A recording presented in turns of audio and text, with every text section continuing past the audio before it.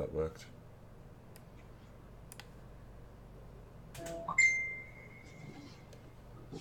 There we go. We should be live. Yep. We'll give people a little while to show up. I'll send up some tweets. Sure.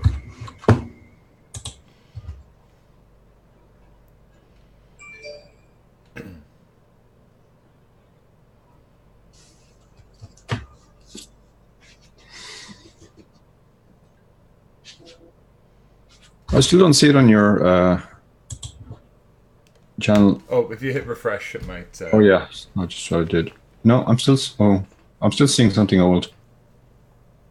Are you on the right link? Oh shit! I'm on videos. Hang on. Classic. Yeah, there we go.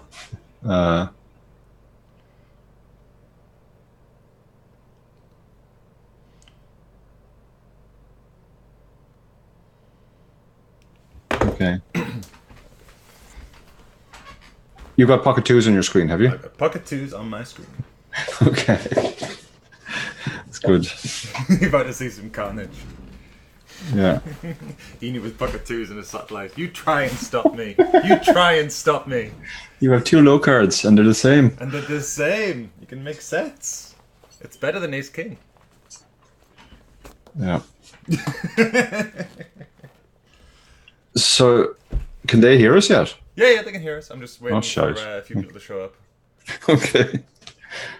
Hello, gang. RSPCA, Quasilook, NMP fan. Hello, everybody. It's a good start for 2 hours of getting berated. Yeah, it should be fun. Hi, NMP fan. Good to see you.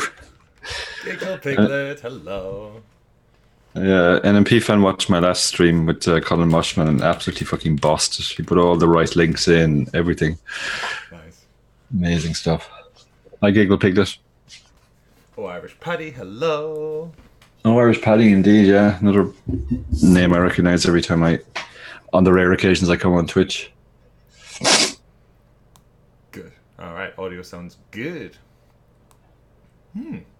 So yeah, we've got a very special stream today, guys and girls. We've got a hand history review with myself and the one and only Dara O'Kearney. He's going to be looking at my $1,000 buy-in World Series of Poker satellite. Spoilers, it ends well.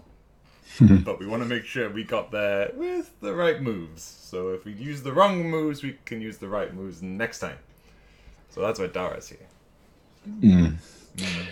Yeah, you've actually got a very good record in satellite Zini. Not bad at all. For someone whose game you would think might not be suited to satellites, you actually do really, really well in them. I think there's a point where I maybe get a little bit more full equity than I deserve because I'm, Absolutely, yeah. I mean, if there's one maniac at the table later on in the satellite, that player has a huge advantage because if the other players are paying any attention, they know that they have to stay out of his way. Yeah. But I can make the folds, especially after reading your book when I need to. So yeah, I do okay.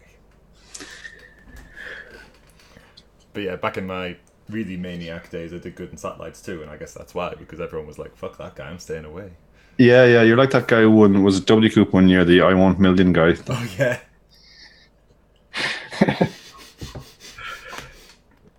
And he went down in history. Indeed.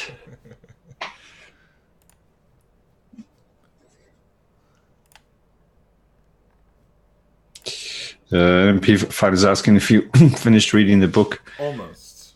Yeah, I think we structured the book deliberately for people like Edie. We put the most important stuff at the start, as in the you have to fold some very strong hands right at the end sometimes. The first chapter should have just been called "Fold Pre-Eni." Yeah. Hey, piano cat, meow meow. But yeah, I've got like 3 books that aren't finished right now, so don't take it personally. Yeah, no, I'm the same. I mean, I have so many poker books, and I can probably count on 2 hands, I guess, how many I've actually finished. Yeah, I've got a bookshelf full, and I've read almost everything on my bookshelf, but sometimes reading just takes a back seat, and I'll get in the mood for a sci-fi book and pick up the sci-fi book, and then when I'm in the mood to read, I'm like, really difficult book or relaxing book. Yeah. And sometimes it's just, you need the relaxation, don't you? Yeah, for sure. But if you haven't bought the book, guys and girls, you should buy the book. Definitely buy the book. Yeah. It is very, very good. It is very, very good. Yeah. Well, I mean, the end might be terrible. I haven't read that part, but the Yeah, it kind of feels out, to be honest. It was like, how do we fill this thing up now? We've only got 3/4 of a book. We're hoping nobody reads the end. There definitely won't be a sequel anyway. We didn't leave enough room for a sequel. Yeah, but you tempted to write? Are you tempted to write another book? Yeah, we've already started. Nice. But it's not satellites. It's not on satellites. No, Barry sworn me to secrecy on this in case somebody else beats us to the punch. Is it poker or is it something else? It is poker, yeah. Okay. It's poker strategy again, but it's something which hasn't really been done yet. I was hoping you delve into the world of sci-fi and write about aliens shooting each other. Yeah. Okay. We might write a book about funny Eni stories. Please don't. That's what we could do. That dumbass things we've done as ambassadors for the past 2 years. That is in the whole of the ambassador program. Absolutely, I feel like we've probably got enough anecdotes now that we could actually get a reasonably good book out of them. We should write them down. Make sure we don't forget them, so they don't get lost. Yeah, for sure. That's kind of what I try to do with my blog. Sometimes, if there's a story I definitely don't want to forget, I always put it into the blog. That's solidified. Okay, let's get a start. Oh, someone's asking when I'm going to Vegas. Yeah, June 24th, 25th, 26th, something like that. And I'm doing 19 days. I come home. I think my flight is booked for day 2 of the closer. It's like 9 p.m. Oh, that's a good shout actually, because even if you play the closer, most people won't make day 2, and you almost certainly won't make day 2. So. Oh my god.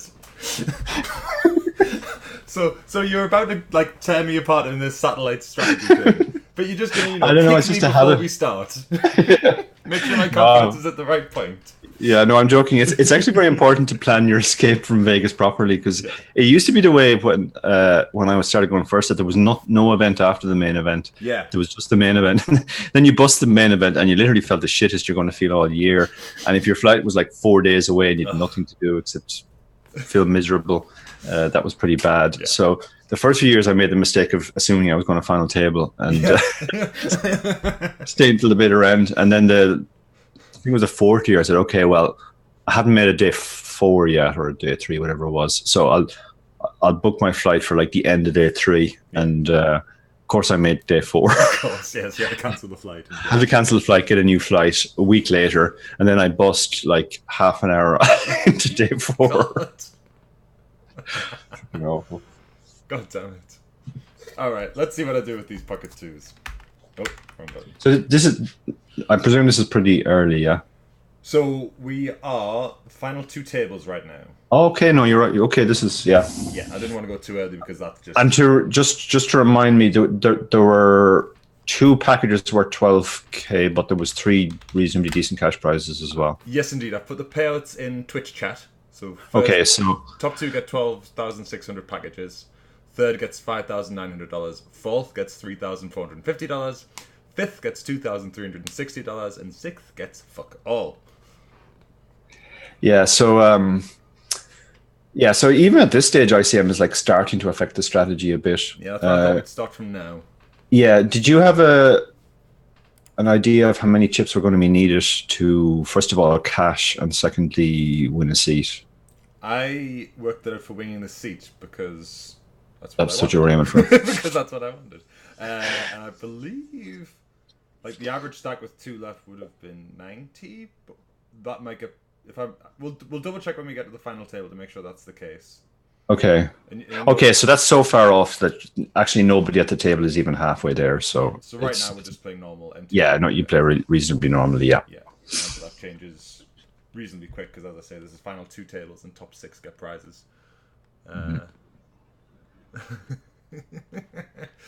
You were right, NMP. You were right. Okay, so unfortunately, I get blasted off my deuces. And look, this is just a lesson in why deuces are so powerful. Look at all the money we would have won. Oh, I missed that hand. Oh, the guy. I just folded deuces pre. I folded. Yeah. You were surprised. You would have made quads. I mean, you should have factored in the Eeny good run good factor. Just it's a real thing. Yeah, clearly it was a good fold though, because twos wasn't a good shape pre-flop. So here I opt to put in a 3-bet. I don't always. Sometimes I can just muck this. Thoughts? I don't have much information on my opponent. I mean, we can 3-bet. This is a reasonable 3-bet candidate. It's definitely not good enough to call. Yeah. So, and it's probably just below that. It really comes down to how much the guy folds. Yeah. I feel like to 3-bets. I feel like we're kind of getting into squeaky bum territory. You know, there must be 2, 4, 6. Maybe there's 12 or 13 left here. Just looking at those stats, I probably wouldn't go for it against this guy. There's two factors. First of all, he covers us, and in my opinion, when players cover you, they're more likely to call. Secondly, his fold to c-bet, even though it's obviously a small sample because you've only got 80 hands, his fold to c-bet's really low, 33%. Like, the profitability of a play like this depends on, first, him folding pre-flop, and secondly, if he does call pre-flop, getting to fold most of the time on the flop. Yeah. So the two statistics I'm specifically looking for are fold to 3-bet and fold to c-bet. So fold to 3-bet is 67%, but it's no sample size. What's sample size? Yeah, well, actually, that's not bad. I mean, presumably it's a sample size of 3, and it means he has folded twice. So, or actually, it's 4 over 6. Yeah, no, that's pretty good. Actually, I probably would go for it against him, seeing that stat. Okay. Because if that continues, like, he's going to, if he folds 2/3 of the time, we definitely have a profitable play. Okay, but how many hands do you want for this particular stat? Yeah, the problem is you're never going to have too many except the really good players, and the really good players don't have leaks. So the stats are actually less useful. But like, I think people fixate a little bit too much on sample size sometimes. Saying, well, if you don't have 100 instances, it's meaningless. But like, there are some players who literally never fold to 3-bets, or almost never, and there are other players who fold quite a lot. And even over sample size of 6, that starts to express itself. Like, the fact that the guy has folded 4 out of 6 is significant. I mean, it's not a guarantee that he's going to fold in the long term 66% of the time, but it does mean that at least he does fold to 3-bets quite a lot. Yeah. And therefore he's a good candidate to 3-bet. Is there an argument for coupling this stat with this stat? So we don't have concrete information here.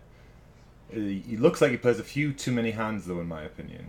Yeah, there is. Yeah, I mean, there are other stats that are important. I'm focusing on the most important ones. But actually, the fact that his fold to 3-bet is so high, that also kind of couples in with his fold to c-bet being low, because it means he probably overfolds to 3-bets, so he gets to the flop with a much stronger range than the average player, and therefore he doesn't have to fold as often to c-bets.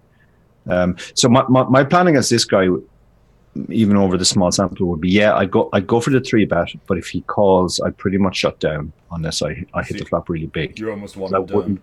Yeah, I wouldn't expect him to be folding if he gets to the flop. Okay, well, he does call. Okay. It kind of leaves us with a bit of an awkward stack to pot. We flopped the top pair with a questionable kicker. I mean, probably just a bad kicker given it's a 3-bet pot. I just go a third and get the fold. Yeah, I mean, we put ourselves in a kind of a icky spot now. But if he had shoved, what were you going to do? I guess that's the question. Yeah, I guess just side off. Side off. Yeah. Yeah, like. I'm not sure I would bet here because I'm not sure what the bet achieves. I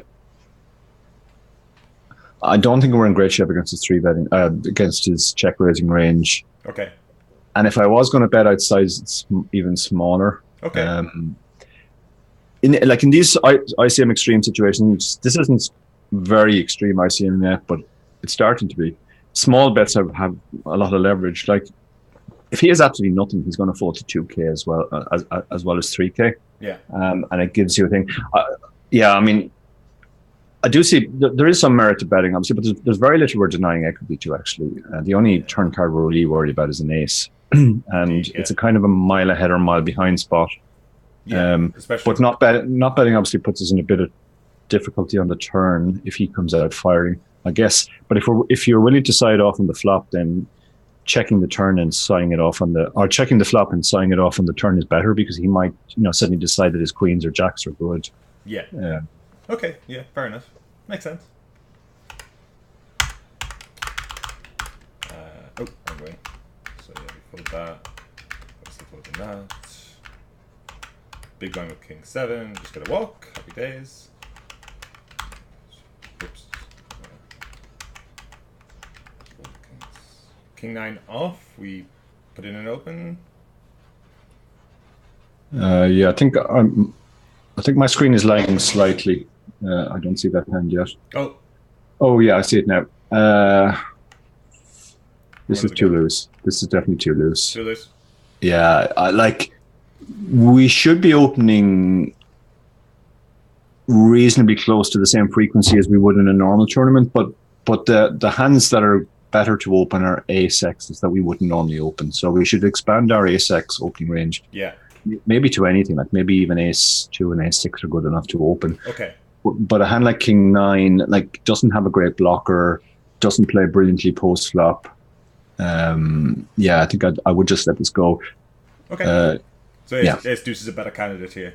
Ace deuce is a better candidate, yeah. Or even ace 6, which is even probably ace 6. the worst is. Yeah. Okay, fair enough. We do open. We get a very coordinated flop. We have a gut shot. I'm not going to bet this flop 100%. Do you put this into your betting category or checking back category? Yeah, this is an interesting spot. Okay, what I would do now is I would check the guy's flop stats and to see has he ever check raised before. Okay. And that would make my decision. I think betting and checking should both be done with some frequency, and I would use his check raise frequency as a deciding factor. If the guy never check raises and folds quite a lot to C bets, I would definitely go ahead and bet. Yeah. Okay, so he's never check raised. So I'd like to claim that I checked that and made my decision based on that, but I did just say, okay, gut shot, let's bet and fold. Yeah, I'm pretty sure if we put this into a solver, it would say sometimes bet, sometimes check. Yeah. And I think in those instances, it's good to use the check raise because we have an awkward amount of equity here. We can't really call a check raise. But it's going to really suck to have to fold this hand. Yeah. So if we have any indication at all that the guy might check raise, we should just check. But if it looks like he never check raises, then go ahead and bet. And sizing, I think if I bet this, I bet half. And it's something I'm working on a lot at the minute, and I'm finding as I'm doing my research into from various different sources, I'm getting some conflicting ideas on sizings. I mean, there are different schools of thought, and there are lots of different factors as well. It's not just a matter of your hand and the board texture. Yeah. People used to say, oh, when there are lots of draws on board, bet 2/3 of the pot, and when there are not that many draws, bet half or a third of the pot. That used to be certain. But then the thing about that is you're still not getting the strong draws to fold. Even when you size up. So all you're really doing is kind of getting out the part of the range that your range actually plays very well against. So I tend to use the smaller sizing even on the draw heavy boards. Okay. Almost exploitatively. Yeah, but then actually yes, we're talking about exploitative too. That's coming out from a theory point of view, but when you have a really strong hand against a total calling station, like somebody just fold C bets, I'll always size up. When I have a bluff against somebody who does fold a decent amount of C bets, I'll size down and just assume he's going to fold when he has nothing. Yeah, sounds good. So ace 10, just defend rather than 3-bet jamming. He's got 20 big blinds here. Just wait for it to catch up. It just take us a second. Yeah. I like to defend here. We're not going to be in good shape against his range. He's not going to snap us with ace 9. And we're not going to fold out ace jack, I don't think. So ace 10 is exactly the type of hand. In general, we want to be defending a lot anyway. So we should really only be 3-betting junk that isn't a good defend, balanced with some stuff that we're happy to get in. Yeah. He c-bets small, easy call. Turns a 6. Better for us than them. Is there an argument to lead range here? Obviously, this hand isn't a good lead. This hand isn't great. I mean, there's definitely an argument for betting because it's a better card for us. But the problem with betting, again, I think is, I mean, maybe he folds ace, jack, ace, queen, but it's going to look kind of weird. And I think a lot of the time when people lead, also it's like they have a 5 in their hand and they've turned open ended. But we might actually down here to just it might encourage him to shove, and then we're in an awful spot if we lead. So. So yeah, I do just check. It's just leading turns is another one I'm personally working on. I know there's certain points where it seems like leading range could be a thing, but yeah, for sure. But anyway, we go to check. River's another 6, and thankfully he just checks back and we split. Because I think it would be very awkward if he starts betting that turn or that river. I think we just have to I think if he bets the turn, we just have to give up probably, even though it sucks. Yeah, and river, if he goes check turn and he bets river, it's pretty grim, right? I think I would call river, just thinking he can be going for value with an ace, or occasionally he might have got counterfeited on the river with a 3 or pocket deuces or something. Yeah, fair. Yeah. I'm not sure about this one. I think I'd prefer just going 4x if I'm gonna play this hand. Okay, my screen hasn't caught up yet. Oh, queen 6. Yeah. I mean, it completely depends on your overall strategy. My strategy is pretty much just to limp from the small blind, so everything goes into the limp range. Yeah. But you can sort of split your range between some 4xing, some limping. Yeah. The more raising you do, the more folding you have to do, because when you limp everything, basically you get to play far more hands. That's the main reason I limp everything. Fair enough. We do limp, and when I do have a limping range, I just have a limp stabbing range. Yeah, for sure. The limp stab is the hidden gem in the online poker players' arsenal. Everybody overfolds to the limp jam, because when they check behind, they basically cap their range completely. Like all their stronger hands would raise. Yeah. And particularly when you get this kind of flop, ace, king, X, they just can't have an ace ever here, or almost ever. So yeah, they just have to give up. And if they feel that you are limping a lot of your range, or in my case all of your range, then you obviously still have all the ace X. Yeah. So yeah, they just have to give up. Yeah. So I know I double barrel here, and I don't think I particularly like it. What do you think? Well, we haven't picked up equity. Yeah. The only thing is, the one mitigating factor I would say for your play is that because going back again to pre-flop, he hasn't raised pre-flop, so he really has capped himself. Yeah. Like, I don't think he ever has the ace. He might have the king, but like betting again puts pressure even on a king, because he's going to feel that you're going to have the ace a lot now. Yeah. In general, I would prefer to turn some equity. Like, I'd bet a 10 or a jack, I guess, if I pick up a gut shot. Yeah. But I actually think it's probably okay. Okay. I mean, the other thing is that he will have some floats on this flop, I guess, and his floats are actually, you can almost view them as better hands than ours, even though our queen hand might be best, because he's never going to check them. He's going to bet, and we're just going to have to fold. So if we bet and his floats disappear, and if he folds all his falls, and maybe even folds a king. Yeah, I think he definitely has to fold a 4 now, and he might, and even a king. I mean, he probably shouldn't fold a king, but I think some players will in practice. Yeah. Because they'll be worried about the bet coming on the river. Yeah. So couple that with the fact that we sort of take away his bluffs with his floats. Yeah, I mean, I mean, we could very well have the best hand here. I mean, he has stuff like 2-3 and 5-3. Yeah. That might call the flop. Yeah, or even just a couple of diamonds or a couple of hearts. A couple of diamonds, a couple of hearts. Yeah, exactly. That would be inclined to see a turn. While you're getting the next time, question in the chat. Piano Cash asked me, will I be at Unibet Open London? Unfortunately, I won't be. Piano Cash. I'd already satellited into 10K in Montreal. That's clashing at the same time. I was really livid when I found out that they were clashing, or really disappointed, let's say. So yeah, I'm very sad to be missing it. But Ian will be there. Yes. My representative on Earth, Lappin, will be there. He's promised to sign books and try and fake my signature if anybody wants the book signed. So. That'll be worth half as much on eBay. So But it might be rare, like one of the rare ones that Lappin signed. Yeah, collector's edition. Yeah. Thank you very much for the follow there, Harkness. Appreciate that. Moving on to the next hand, we've got Jack 9 and we open. Yeah, I like it. Button, we got we cover these two guys as well, so they have. Oh, this is mucky now. Oh no, okay. He bet big. We can fold there. Yeah. If he bet 3x, I think we would probably have to peel. But when he bets 4x, we can fold. Fair enough. Okay, so next hand, we open 9s from under the gun. If you just give it a second to catch up. Yeah. And we face 2 calls, and we get a diamond, diamond, diamond, flop, ace, king, 8. We do have the 9 of diamonds. I opt to just check, give up. Any argument for a C bet there with the 9 of diamonds? We were under the gun, but it's only short-handed. 3-handed is a little bit ambitious, I think, to bet.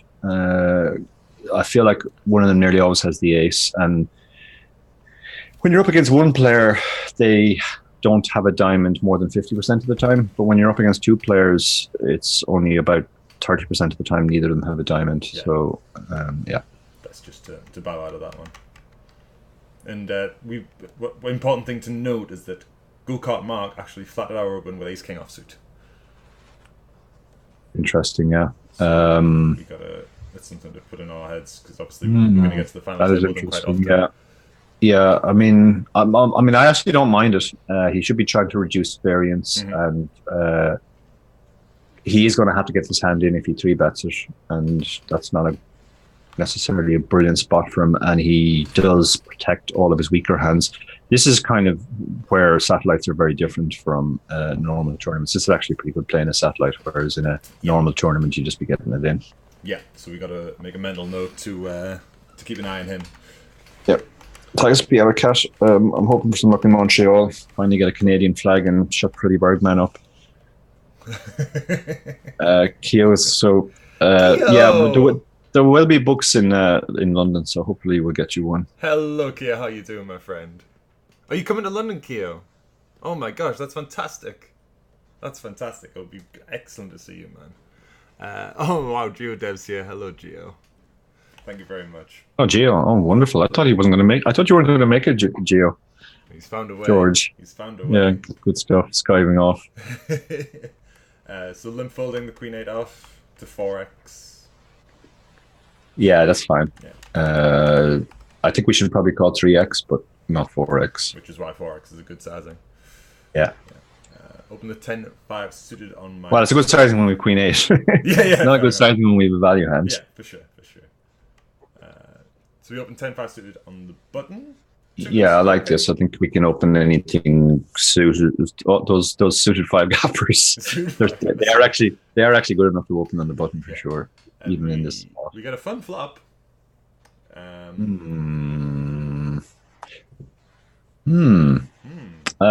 definitely something to be said for both plays. We obviously have a ton of showdown with the 5. Our hand has great improvability. If we bet, we're going to have to get it in, obviously. Yeah, and we don't necessarily want that. Don't think we necessarily want to do that in satellite. So actually, I think on balance, I prefer maybe checking. We also want to have some hands that check that can call turn leads, so that people can't just always barrel into us when we check the flop. Yeah. And this is an incredibly robust hand. Like no matter what the turn is, we're going to be able to call. Yeah, I did just get excited by how many pretty things were going on in bet, but yeah. Well, the huge merit of doing this is you fold equity. Like even if the guy just has like 2 random cards higher than a 5, he still has some equity. So, so yeah, I did bet. I think the check is probably better though, as you say. Been 6-7, ace jack here. We raise and face a jam. Okay, so this next hand is it? It hasn't come out on my screen yet. Oh yeah, we're under the gun. Oh god, this is the very definition of a horrible spot. I guess if we were nearer the target stack, it's a fold. I mean, the question you have to ask yourself in these spots generally is like, what would the guy do with the hands that are just one worse than mine. Like, The would he ace-10, shove ace ace-nines. 10? Would he shove king jack? And if the answer is yes, then it's definitely a call. His 3-bet frequency seems really low. Tiny sample though. Yeah, but it's a tiny sample, you're right. And then he might be responding to your rather loose stats. So you need 42%. The problem is, like, if he's only jamming value, we probably don't have 42% because ace jack plays particularly badly. Yeah. Like, unless he is shoving like ace 10, king jack, queen jack suited, jack 10 suited, those types of hands. Yeah. So yeah, I'd probably side fold, but I don't think the call is too bad either. I'm glad you said that because it does go in. Yeah, I mean, it's super close. It can't be too bad, like, because I mean, I can't imagine we've less than 40% equity anyway. So it's hard to. That's pretty close. The problem with the small sample size, as you say, is jack. Okay, well, it's a good call then, because as I said, like, it depends on whether he's putting king jack and ace 10 in, and if he is, then it's a call for sure. But I mean, the fact is, I don't know that. You don't know that in advance, yeah. But you sense it in the moment. That's it. We sensed it in the moment. So yeah, that brings us to the final table. So just one more time for those who are. I actually, I know some of these players. I do know Chaz Coombs. Yes, Chaz turns out to be almost a thorn in the side. Yeah, he's a very good player. The dynamic gets very interesting. Like wherever he is. I don't think I know any of the others though. I don't play a massive amount on 888, so I've got a fair few hands on go-kart. Yeah. Actually, that's another thing. Like, anytime you have a lot of hands on somebody, that means they're a reg, because you've obviously played with them a lot. Well, I've played a lot of these satellites for the $100 and the 1Ks, so they might not necessarily be a reg, but they just came to the satellite sort of in season, as it were. Yeah, but they probably are a reg, because, like, if you think about recreationals who are trying to qualify, they don't play every single satellite. They just play, the odd satellite now and then. So, like, if you look at the sample sizes on some of the players, you only have a small number of hands. Yeah. The very fact that somebody keeps coming back, at least it means, if nothing else, it means they're well enough rolled to play all these satellites. Yeah, indeed. So yeah, like the guy with 42 hands, he's probably not a reg, because you would have run into him more often. So yeah, binning the jack queen off. Yeah, definitely binning the queen jack off. Open the queen 10 suited. Queen 10 suited. Yeah, that's a better open, obviously. So I know it takes a second for Twitch to catch up with. Yeah, there we go. Yeah, I mean, it's loose, but these really depend on how often we're getting 3-bet. If we're getting 3-bet a lot, we can't go on opening these types of hands. But if people aren't 3-betting, if they're mostly continuing by just flatting or defending, then that's fine. Yeah. Oh, that's an interesting flop. I think it's just bet range against the big blind. We can bet range, but we actually have the perfect hand to check. I know. Because that's where I kind of get. Yeah, like we're not getting an ace or a king to fold, No. and if we get check raised, it's gonna be horrible because we've got a gut shot to go with our queen. So even though bet range seems reasonable, I would be tempted to check this. Yeah. But I think betting is fine too. Okay, we do just get the fold. Yeah. So the solvers will say bet range, but in reality, maybe it's better to exploitatively check a hand like specifically. Like Again, I'd be going back to you don't have any hands on this guy. He's the wreck. But if it was somebody I had more hands on, I'd be looking at the check raise stat. And if they ever check raised, I'd definitely check behind. Yeah. So we fold the queen 5 here. Yeah, that's good discipline folding. Thanks. Actually, I mean, it's not. I'm like I probably would, and I mean, I say that jokingly. I probably would defend queen 6, so like it's close enough. But yeah, I'm learning. We've just been the ace 4 at the small blind. Yeah, we could sometimes. We can never flat this hand. The only thing we can do is sometimes turn this into a light 3-bet. Yeah. And we can only do that if the guy overfolds to 3-bets. Yeah. Another 3-bet opportunity here with the ace 9 that I do take. Okay, who opened? I haven't seen it yet. Canwas.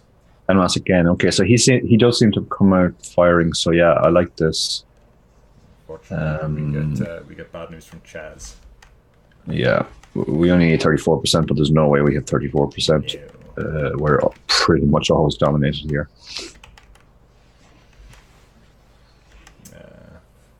next hand we open ace queen under the gun 2. Jamie Nixon in the chat. Nix, hello Jamie Nix. Queen 10 suited's the tighter side of Ian's range, right? Yeah. Yeah, that's a value open. He's opening to jam it. Yeah. So we've got an interesting hand going on here. We've opened the ace queen off under the gun 2. Big blind defends, and the flop comes pretty interesting. Queen 9-3 with 2 diamonds. Yeah, see, this is the opposite of the previous flops, where this isn't a bet range spot because we probably don't have pocket threes. We don't have any 2-pair here, so this is not really our flop. But we do have ace queen, as it happens. Yeah. So we will have some betting range for sure, and this definitely belongs in the betting range. Yeah, I'd put the queens with worst kickers into the checking range for balance. Yeah. That's right. And a lot of the queens with worst kickers will have runner straights as well, so they have more reason to fear the check raise.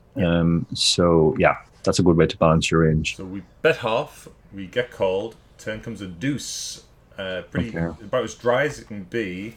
Yeah, that's really bricky. I have to bet, but I'm really not sure about this. I think in a normal MTT, probably better. Do you opt to check in a satellite at all? No, I think I'd go ahead and bet. You do go ahead and bet. Most of the time, unless I had a strong indication from the stats or from previous play that this guy liked to check call flops and check raise turns a lot. Okay. In which case, or if he's really bluffy on rivers as well, that's another argument for checking. So we can check and just call his bluff on the river. So if he's the kind of guy who likes to float these types of boards because they're better for his range, and then when we check the turn, he's always going to fire the river, then that might lean me towards checking the turn and calling the river. But I think we basically have a 2-street hand here. Mm-hmm. It's hard to get 3 streets from worse, and he has a lot of draws in his range. Like he can have diamonds, he can have Jack 10. They will pay the turn, but not the river. So I think the turn is the better second street to go for rather than the river. Yeah, and if he does check raise?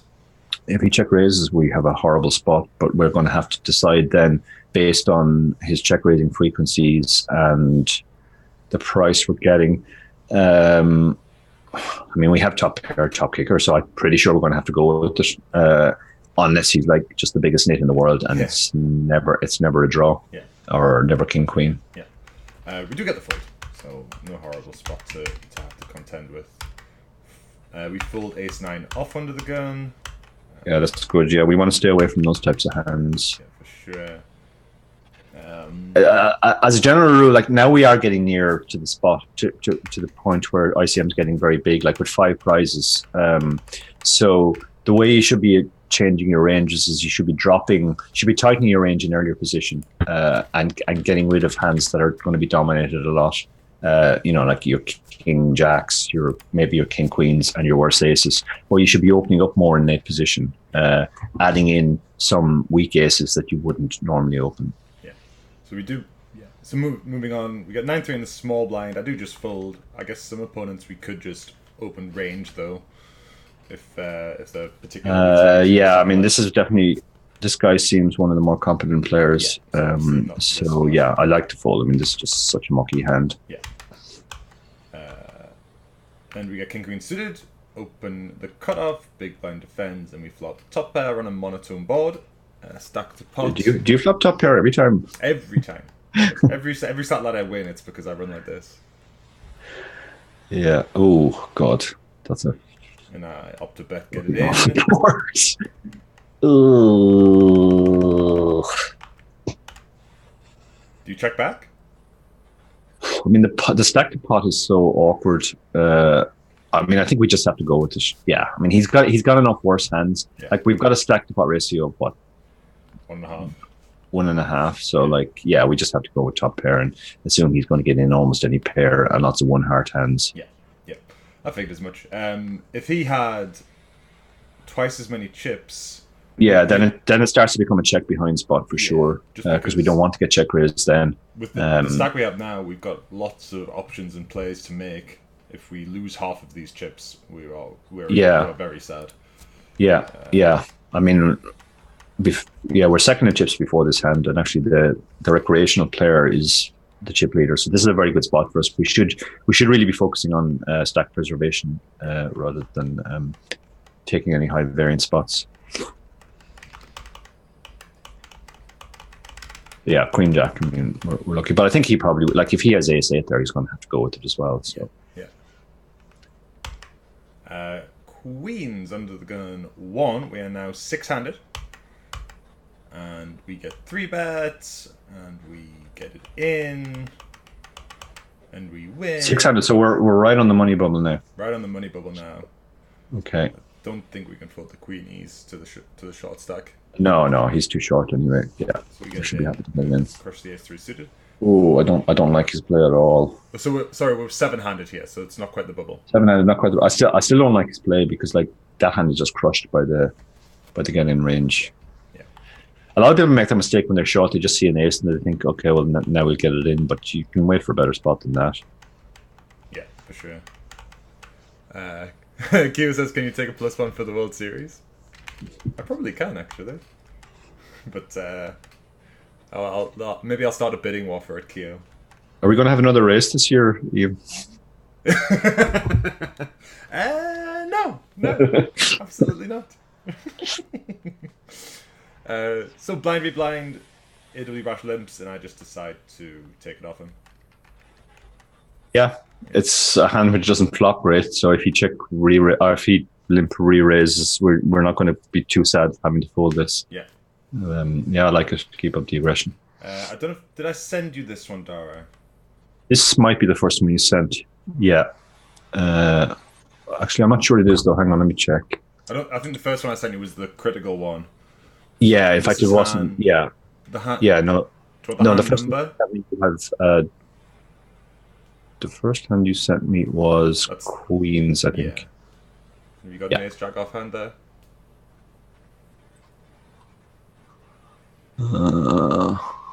Hero.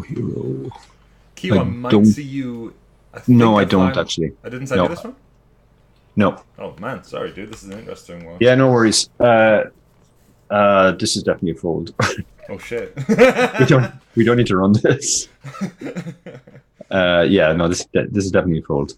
Fold, not even a 100%. Okay. Well, what did he fold? I just lamped it, yeah. Yeah. You do like your Ace Jack, and it works this time. You can definitely put huge ICM pressure on him, but yeah, I don't see a massive upside. Like you pick up like 24, you pick up 3,400 or something. Yeah. And if he calls, like you're toast. Yeah, your hand is not in good shape. So. Loosey goosey. I did send you this one. Okay, no, the screen is slow. Yeah. So camera limps the button. Oh yeah, this is a super interesting hand. Yeah, this was maybe the most interesting hand you sent me. Yeah. Should I switch to your screen so I can show the gang? Well, actually, let's just play through the pre-flop first on your screen. Sure. First of all, let's talk about the limp, because actually, when we were writing the book, this is the thing which gave us by far the most problem, which is like, how do we play against limps? Because in general, players limp. Players who limp, most players don't limp, but players who do limp, they're one of two types of players, and they're very different types. Type 1 is the guy who only limps the monsters, and they're always trap limps. And type 2 is the guy who only limps the stuff he doesn't want to raise because he doesn't think it's strong enough to raise. This guy is somewhere in between, actually, I guess. Well, we find that out later. We don't know for now. Yeah, this is like, yeah, okay. So let's talk about. So, like, we ran lots of simulations, and because you've got two such different types of players, it's really hard to know what to do in a vacuum. So in the end, the general advice we gave was like, ignore the fact that they've limped and just play the way you would against a normal raise. Yeah. So if you would 3-bet, go ahead and raise, and if you wouldn't 3-bet, don't raise. That's fair. So yeah, so obviously this hand is strong enough to raise for sure. So you did raise. I go 4x. Yeah. And Kamwa delivers a very ugly jam for now 40 bigs, just under 40 bigs. Yeah, in a vacuum, this is a puke fold because he's only supposed to do this with really, really strong hands. Like he's not supposed to do this with. I mean, he can have ace king. That's kind of best case scenario, but we really don't want to be flipping for half of our stack on the money bubble. Yeah, so I did actually run this hand, so we can switch to my screen now. And I did give, I use a program called Hold'em Resources Calculator. I did give it the option to limp, so to see that like if he's allowed to limp, what kind of hands should he be limping? Yeah. So can you see my screen yet? Yeah, we can see your screen. Okay, so he's limped on the button, and this is what his limping range is supposed to look like. It's supposed to be like the super strong hands, like jacks plus, and then he balances that out with some weaker hands. But whether he does that in practice or not is very difficult to say. Is very, very difficult to say, yeah. Now, as it turns out, the hand that he chose to limp with, actually, we haven't revealed his hand yet, have we? No, we haven't. But I think most of my viewers know, so I don't think there's any harm saying. Okay, yeah. So the hand he chose to limp with tens is not a great limp. He's supposed to just go ahead and raise that hand. Yeah. Although it's not terrible either. Like when you look at ranges in Hold'em Resources Calculator, it often tells you like limp these hands, raise these hands, shove these hands, or whatever, and you can think that it's kind of cast in stone. But actually, when you look over in this part of the screen here, you can actually see the EV of the different options. So like limp, while it prefers raising pocket tens, no, sorry, where am I? Raising pocket tens.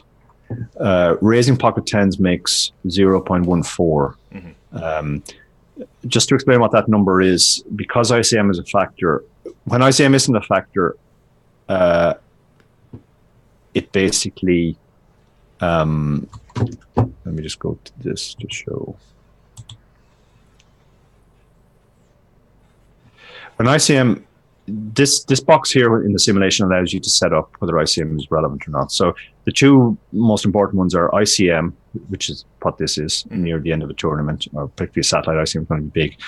Or early in the tournament, if we're looking at the hand, we just look at chip EV. Yeah. Now, when we have it set to ICM, these numbers over here are a percentage of the prize pool.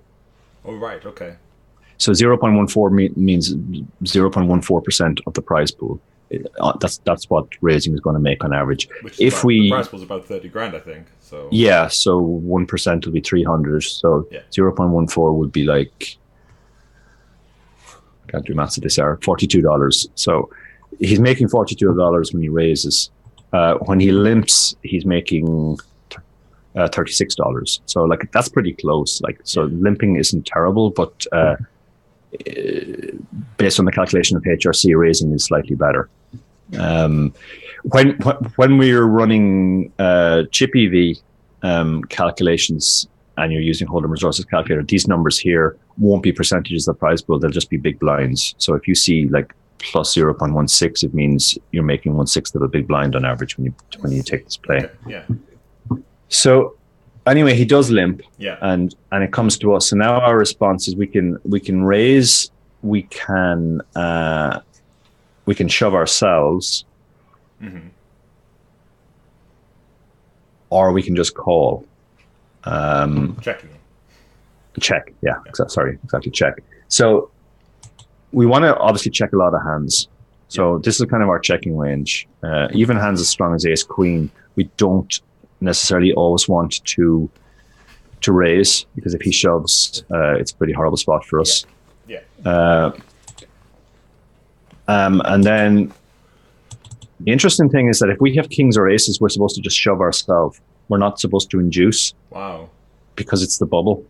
Like the upside of losing a lot, the upside of gaining a decent amount of chips compared to the downside of losing a big chunk is massive. The downside is way more than the upside.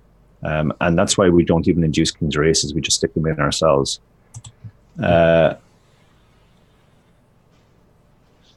Actually, no, sorry, I'm wrong. This is the raising range. So aces we do induce, but kings we don't. Okay, that makes more sense. Yeah. Aces is strong enough to induce. The interesting thing is when we do raise, and he shoves, he's only supposed to shove kings and aces. That's what this range is here.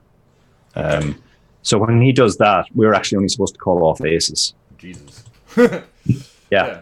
So this is a spot where if he's playing perfectly, after we've raised our queens and he shoves, we actually have to fold. Right. Which is gross, but it is because he's supposed to be very, very tight in this spot. Now we know he's actually a lot looser because we know he came in with tens. Yeah. So what we can do is we can change his shoving range. So we can edit the range and say, okay, well, he's also shoving.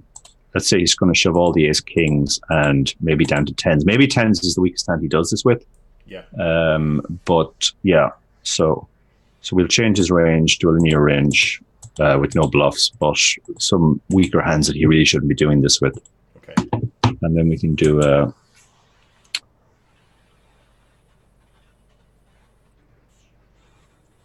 once. And even when he does that, we're still only supposed to get in aces and kings. Right. If we have it, if you look over here, this is the profitability. All the red are unprofitable, and all the greens are profitable. So if we have aces, we're making 3% of the prize pool. Yeah. If we have kings, we're making 0.77. Not brilliant. Queens, we're actually losing almost 2% of the prize pool. It's interesting how vicious that drop is. Usually the more incremental, isn't it? Yeah, and what it is it's just if you think about the range. Actually, sorry, I didn't change this range correctly because he does have tens as well. Oh no, you had tens in there. Oh yeah, I had, yeah. Okay. So yeah, so basically, like in the long run, you're losing almost $600 making this call, which is pretty horrible when you think about it. Yeah, for sure. So the question we've got to ask is, how often does he just min raise the aces, kings, and queens to skew his limp jamming range? Okay, so if we take aces and kings out of the range, or even half of them out of the range. Yeah, that's actually a good question. So let's give him half of those hands. Aces and kings. Is there a limp raise bluff we should give him? If so, what and how often? Well, were you talking about a limp shove though? Like, yeah, is he really going to do that with like ace four suited? I mean, he should for balance purposes, but most players don't do it in practice. And the fact that he's done something kind of a bit funky with tens here, probably indicates. It's like, don't get me wrong, his play with tens is terrible as well. So, now it becomes more difficult.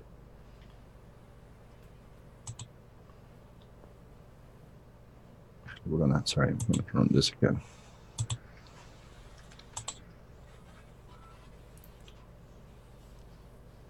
This is the boring bit, guys. Sorry. I'll say hello to chat while we let this run. Hello, Asifo. Lovely to see you. Yeah, sorry, we can't actually do it. You can see the numbers have changed now, and now Queens actually becomes marginally profitable. Right. But only marginally. Yeah. And that's if he starts doing this with ace kings, or ace queens, or a king queen suited. Well, the thing is, like, ace king is not great for us because it's a flip. We really need him to have some hands like jacks and tens, and not have the aces and kings as often, before it starts to become good for us. Yeah. So if he raises half his aces and half his kings, queens becomes just okay. Exactly. So if he ever does limp jam a king queen. Yeah, then it becomes better, obviously. Yeah. King queen, like, it's still not an amazing spot for us because like we have such good stack here that we should be in stack preservation mode, and even like having a 70-30 while good is not amazing. Yeah. But obviously if he has under pairs, that is pretty amazing for us. Absolutely, yeah. When he shows up with queens or with jacks or tens as he did in this spot. Yeah. But yeah, it does kind of illustrate that we should be playing much more conservatively, and we should be taking pot control lines. Absolutely. One other fact I'd like to ask. So if we have Chaz Coombs 2 to our left, and Go-Kart Mark seems to play these a lot as well. So we've got difficult players to our left. So that should make us more inclined to take the queens if we think it's slightly profitable. Correct? And if say if it was a softer final table, we could lean towards ditching the queens. Is that fair? I guess if you, I mean, it's only a factor if you feel that you're pretty heavily outskilled. Yeah. Okay. If you like, just them being good is not enough for you to have to take close spots. Okay, that better. Particularly because there are weaker recreational players still at the table, and like, don't forget, just look at the other stacks as well. Like, we're on the money bubble here. There's a guy with 12k and there's a guy with 17k. Yeah. And even Go Kart Mark has 24k. So like, if we play like conservatively, we're cashing 100% of the time. But by getting it in here, like if we lose this 30k and we drop down to 30k, now there's a much more significant risk we're not going to cash. Yeah. Yeah, so this is kind of a weird spot because it's not a normal satellite in the sense that, like, because the cash prices kind of skew things. There's basically two ICM bubbles. There's the ICM bubble that we have right now because the first cash prize is pretty significant. And then there's obviously the prize of the packages. At this point, our objective should be slightly more based around cashing. Yeah. Because we're 95% cash from this situation. You think it's high as 95? Yeah. Oh, to cash. Sorry, I'm thinking to cash.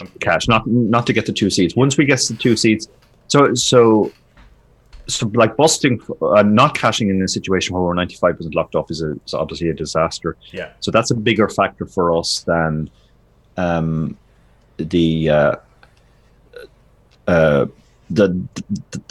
slightly better chance of winning one of the two packages if we win this. Well, significantly better, but we should in general be very happy to get it in against the short stack, who is only 12k. Because it won't hurt us too much, and if we bust him, we've cashed. Yeah.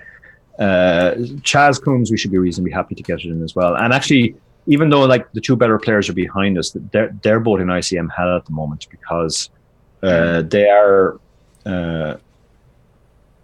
second and third shortest stacks at the start of his hand. Short. Yeah, so they kind of have to wait for Z-Best to make his move before they can even start playing. Yeah. So. While it's not great long term to have them to be out of position to them, the way the stacks are at the moment, you can put a huge amount of pressure onto Z-Best. Busts, and in that spot, you're much better off getting it in first, or just playing lots of small pots and making lots of small bets that have more leverage than usual, than actually getting it all in, even with the hand as strong as queens. Yeah. Yeah. So I did time bank down to the very wire. It was that's good. I would have assumed you snapped. Because you're queens. It was the last second, and I put it in, and my opponent has tens, and I'm sure the 888 software knew how critical this hand was because it went so slowly in my mind, this run out. But yeah, we do get the hold and get to a massive 91k stack. Yeah. Now you're just in an amazing situation. Yeah. Yeah. I do make a couple of mistakes after this. Basically have half the chips now, so you can't exactly coast, but you should really be focused on just trying to maintain that stack rather than trying to add to it. I think you described this as the Cold War. You need to not obviously want to avoid war, but you don't want them to know you're avoiding getting into fights. Yeah. They all still have a bit of ICM pressure now until it gets three-handed. Their ICM pressure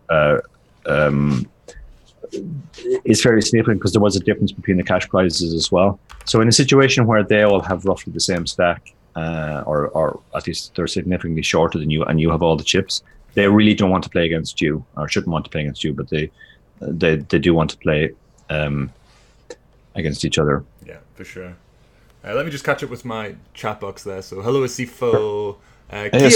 Keo, I might catch you on the 25th. I think that's when I fly, but I can't remember, so I might see you then.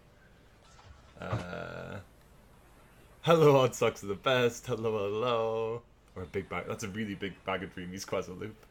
Ian can still lose this. Thanks, NMP fan. Thanks, dude. usually still loses this. Okay, so the chat box is just me needling. So let's just go back to the to the poker. So I think this is a mistake here. I actually peeled this open with Queen 8 of diamonds. And do you want to just take a moment and enjoy the trolling in chat? Your chat is savage, Ian. They really are. That's yeah. So I'm sure you're going to tell me this is a mistake. I think it's a mistake. It's definitely a mistake. Huh? It's definitely a mistake. Definitely a mistake. You don't want to be getting involved with hands like this out of position. Not at all. The reason this happened is, like, I am an emotional player. I'm not a Zen player at all. Yeah. And obviously the previous hand was intense. One of the most intense hands I've played in a while, sweating out for a huge stack for a potentially 12k package. Sure. But the other factors were that I was playing 4 tables at the time. I was on the bubble of the Sputnik. I was on the bubble of the Odyssey, final table of the Sputnik, and deep in a 109. So it's a pretty intense Sunday, and I think this is just a symptom of that. 4 intense tables happening at once, and I went to autopilot and thought, okay, I've been told by Ryan LaPlante to peel more out of the small blinds, so let's peel. And the second I clicked call, I was like, fuck's sake, this is a satellite game, what are you doing? Yeah, it's yeah, I mean, we can talk about it anyway. Like, it's not, don't get me wrong, like, it's not absolutely horrendous or anything. It's just a relatively minor mistake. Yeah. But the reason why this is a mistake is you're in a situation now where you really don't want to, like, put 36,000 into the middle and suddenly get yourself dragged back. So because of that, your hand is not going to realize equity as much as it would normally post-flop. Like, there's a lot of spots where you're going to flop enough equity that the normal way to play the hand would be to play it aggressively, but you're only going to have like 40 to 50% equity if called. So when you're getting it in, you're basically flipping, or maybe worse than flipping, and that's exactly what you're trying to avoid doing. So basically, just by folding pre-flop, you avoid that situation in advance. For sure. Leaking the small amount of chips that this call costs you is not the issue. It's the fact that if you get like the 2 diamond flop, you're either going to have to continue and put a lot of chips in and hope to hit your flush, or you're going to have to fold away a lot of equity, which makes your pre-flop call even worse. Yeah. So just to watch the hand play out, and this highlights exactly what you just said. So we flop a draw on a backdoor flush draw. It does check round, but I go for a stab on the turn, which... the stab on the turn is fine. I mean, as played, like, once we've got ourselves into the situation, I think you do have to kind of play it this way. But we end up just dusting off chips we just didn't need to, like you say. We can just... this is unfortunately is the issue. Yeah. This is going to happen quite a lot. And the downside of this compared to the upside of winning a few extra thousand chips is not... The downside is bigger, basically. Absolutely. So we got ace-9 on the button here. Charles has got 20 big blinds, Go-Kart's got 30 big blinds, and they have ICM pressure from Z-Best. I can't remember which button I click here. What do you want to do here? Just muck? No, I'm not mucking. Okay. Are you jamming? I'm either raise folding or jamming. I'm trying to decide which of the two I'm doing. Yeah. Like if we jam, they have to fold almost everything, and we have a significant blocker. Mm-hmm. But on the other hand, I guess the upside isn't great here. Like, we're only picking up 1,700 chips, which is not a major deal. So I think I go for the raise fold here. Okay, we do raise. Charles calls, and the board comes comes 9 high with 2 spades. We do have the ace of spades for lots of backdoor loveliness. Yeah, I mean, normally this is obviously a slam dunk bet. The only question is in a satellite, should we be playing a much more conservative strategy? The way post flop changes in these situations where ICM is extreme. I mean, I feel like we're down to 5 now, right? So down to 5. Actually, I'll put the payout. Yeah, so actually we're in the money. So the ICM is less of a factor now until we get to 3-handed again. Anyway, to continue the thought, the way post-flop strategy changes when ICM is extreme is that the player who covers the other player gets to bet more, and the other player has to give up more. The sizing goes right down because the player who's covered can't even call small sizings. So a quarter pot? So even quarter pot, or even in the high rollers, sometimes people bet like 20% a pot in these spots. That's small, wow. Yeah, and this is something I need to do more work on with the post-flop solvers. But I'm already seeing that like the post-flop solvers pretty much play the way the high rollers do, the German high rollers. So they're obviously ahead of the curve. So yeah, sizings go down, betting frequencies go up, and that means that the out of position player who's covered in this case is going to under realize a lot of hands. So yeah, we should go ahead and bet, but I would use a smaller sizing. This is a big sizing mistake. I think one thing that's critical here is having the ace of spades actually blocks a whole lot of his potential check jams, right? Because it blocks. Yeah, that's true. Yeah, draws pretty succinctly, so we can just bet, protect our equity because we've got the best hand here.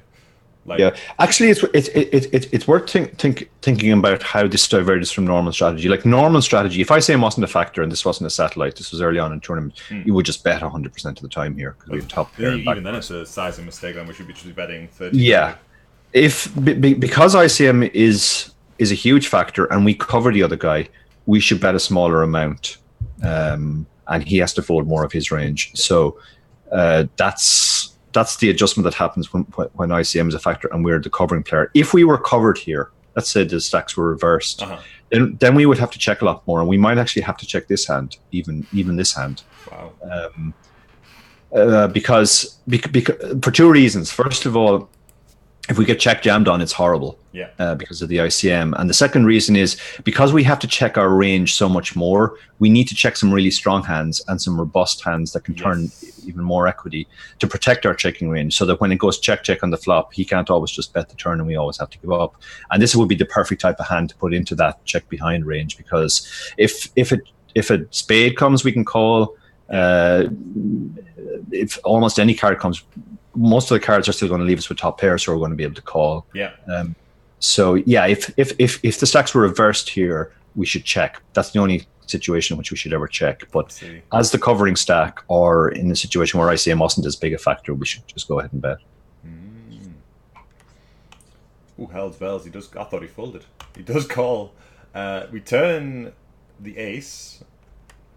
Oh, that's good. Well, that's potentially good. It's kind of unlikely he peel 4-5, because he's a good player, so he should know that he has to peel a lot less because a lot of his hands will under realize. Yeah. And we checks. Bet, I guess. Yeah, I mean, we should bet for value here because he can have like ace deuce, ace 3. He can obviously have the flush draw, even though we blocked that. But there's lots of other. He could have like maybe 10 jack of diamonds. Yeah, he can have that kind of stuff as well. Yeah. There's a lot of stuff we want to deny equity to. We do bet. There's also a possibility he's hit worst 2 pair. Sizing on turn. So I think in a normal MTT the sizing's fine. I think I like the sizing just in relation to his stack. Okay. Because if we size it any bigger, it's pretty obvious we're not going to fold to a check jam. Yeah. But by using this sizing, we can allow him to check jam some draws. And do we want that though? Maybe we should bet it. Ace 2 or ace 3. His stack is so much smaller than ours that we do. Okay. If we had maybe if he had the same stack as us, we definitely wouldn't want to get check jammed on. But because he's so much smaller, it's fine. Or even if we had like a 50k stack, losing 15k would be exactly. It's really comes down to how close those stacks are. Yeah. Jack Queen O here in the muck. Okay. Too tight, or is that okay? It hasn't appeared on my screen yet. Take a moment. Yeah. Okay. I like this. Like I said, in ICM extreme situations, we should be increasing our frequency in late position, but we shouldn't just be opening more of every type of hands. We should be opening more ace X because that blocks the calling range. Problem with a hand like Queen Jack is it doesn't really block that range. Yeah. So yeah, I like the fold there. Cool. Now we get. I might have sent you this one. Yeah, I think I do. I think I remember this hand. Sent it. Oh no, it can't be this one. I just raised and they fold. I didn't want to. I mean, I would have jammed if it wasn't for AW Bash's stack. Just let me check quickly because there was one unusual hand. Yeah, no, you sent me this hand. They all just folded, but I think there is still some interesting stuff to talk about this hand. Yeah, because I would have jammed if AW Bash had a short stack, because I don't know. Yeah, and I don't know if he knows ICM or not. So like, that's a good point. Yeah, actually, so if you share my screen, I gave you all the options here of limping, raising, and jamming, and it's interesting to see how HRC breaks down the ranges. First of all, it never limps, which is not surprising to me. Under the gun, I wouldn't expect to have a limping range. This is the raising range. So as you can see, Jacks gets raised 73% of the time. So that's fine. We actually have a very tight range here, which is, again, interesting. But that shows what I say, like in early position when ICM is a factor, we want to be to be raising less. And then the hands that we just go ahead and jam. And this is actually pretty wide. This is way wider than I would actually jam. Wow. But this assumes that the players behind know what they're doing, and they have to fold. And I think Jamie kind of mentioned this, or Jamie alluded to something similar in the previous hand that we looked at, the Ace-9 hand. That he said he would prefer a jam because you apply ICM pressure, and that's true. But a lot of players don't know that how big the pressure is. Yeah. If we look at the calling ranges when we jam, the next guy who has 28 big blinds is supposed to fold Jacks and Ace King. Like, is he really going to do that? Probably not. Yeah. Even though he's very good. The next guy on the button who only has 18 big blinds is supposed to fold Ace Queen and pocket nines. Like, again, I don't think realistically that's going to happen. The small blind who only has 14 big blinds is supposed to fold pocket sevens and Ace Jack. And again, I'm not sure that's happening. And the big blind is only. Sorry. Yeah, the big blind is basically supposed to be super tight as well. So, that might not be right. Yeah. The big blind's got 45k here. Okay. Yeah.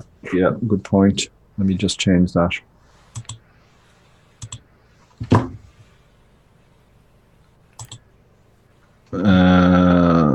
Yeah, you're right. He has 45k. Okay, so let's put in the stacks again. Okay. The blinds are 400, 800. Yeah, 4 and 8. I've got. Oh shit! Have you got the stacks? Yeah. If you can just make your screen bigger so I can see it on my Twitch replay. I'll let you plumb that into the software while I go for it. Have a chat with the boys and girls here.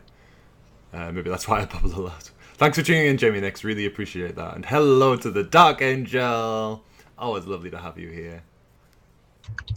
Irish Paddy asked an interesting question, which we'll get to probably once you've done your magic with the software. How will lack of HUDs affect satellites when you haven't got all the different stats to hand? It will affect it a lot. You're going to have to be paying a lot more attention to screen names and how regularly you see people. If you see them regularly, you can assume that they will make some better folds. Well, hopefully. If they're completely random to you, maybe they aren't folding certain hands that they should be. So yeah, it'll definitely have a big impact. It'll change the skill edge for those who don't use HUDs. But remember, not all pros do use HUDs. I know Latin doesn't use a HUD on his grind, or at least he didn't last time I chatted to him on this subject. But yeah, it'll definitely make a big difference. It'll we'll have to make on-the-fly decisions based on how we think the population plays, rather than decisions based on incomplete data. Even having like 100 hands on someone, it's some data we can make some decisions on. Yeah, for sure.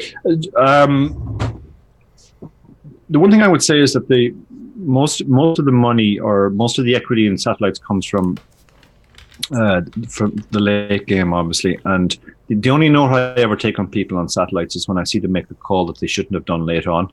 So I know that they don't understand ICM, and that affects my ranges going forward. And that's information I get from just seeing them make a bad call, not from the HUD stats. So I actually find towards the end the HUD stats actually don't matter that much in a satellite.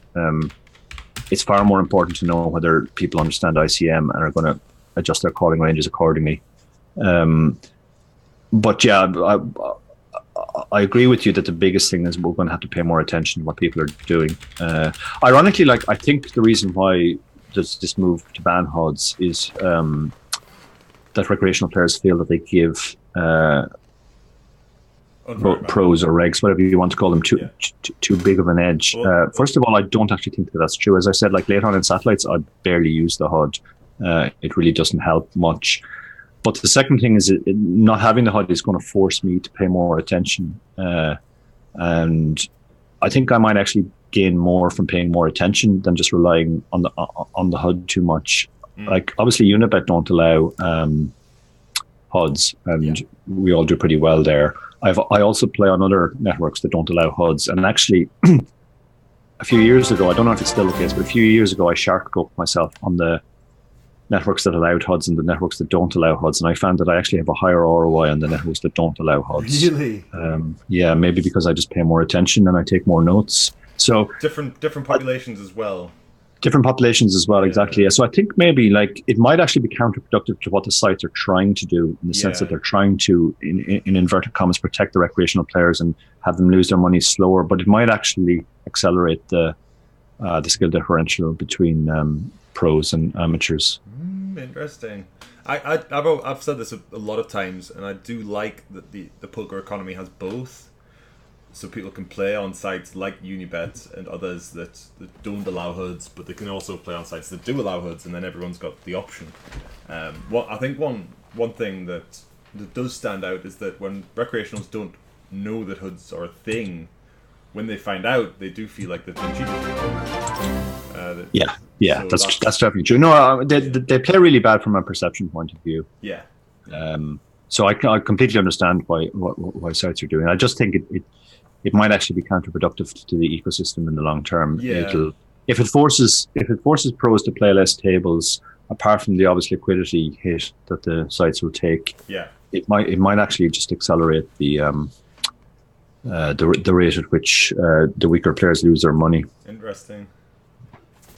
Can I just say thank you for following to... Ooh, there's been a few. Alan P, Late for the Parties, Seymour Flops, and that's a great alias, by the way, Seymour Flops. Mark Anyone. Thank you very much for following my channel. Lovely to have you here. In the middle of a hand history with the one and only Dara O'Kearney. How's the review? How's the software doing? It's run now, so lovely. We can do that. So just to reiterate, because I know a few people have tuned in, we've got Jax, and we've got a decision about... Yeah, so this is the correct jamming range now, which is still pretty wide, and it's actually wider than I would go with. Like, I'm not shoving 4s or 5s or 6s ever in this spot. Yeah. And that's purely because I don't trust the calling ranges behind. Yeah.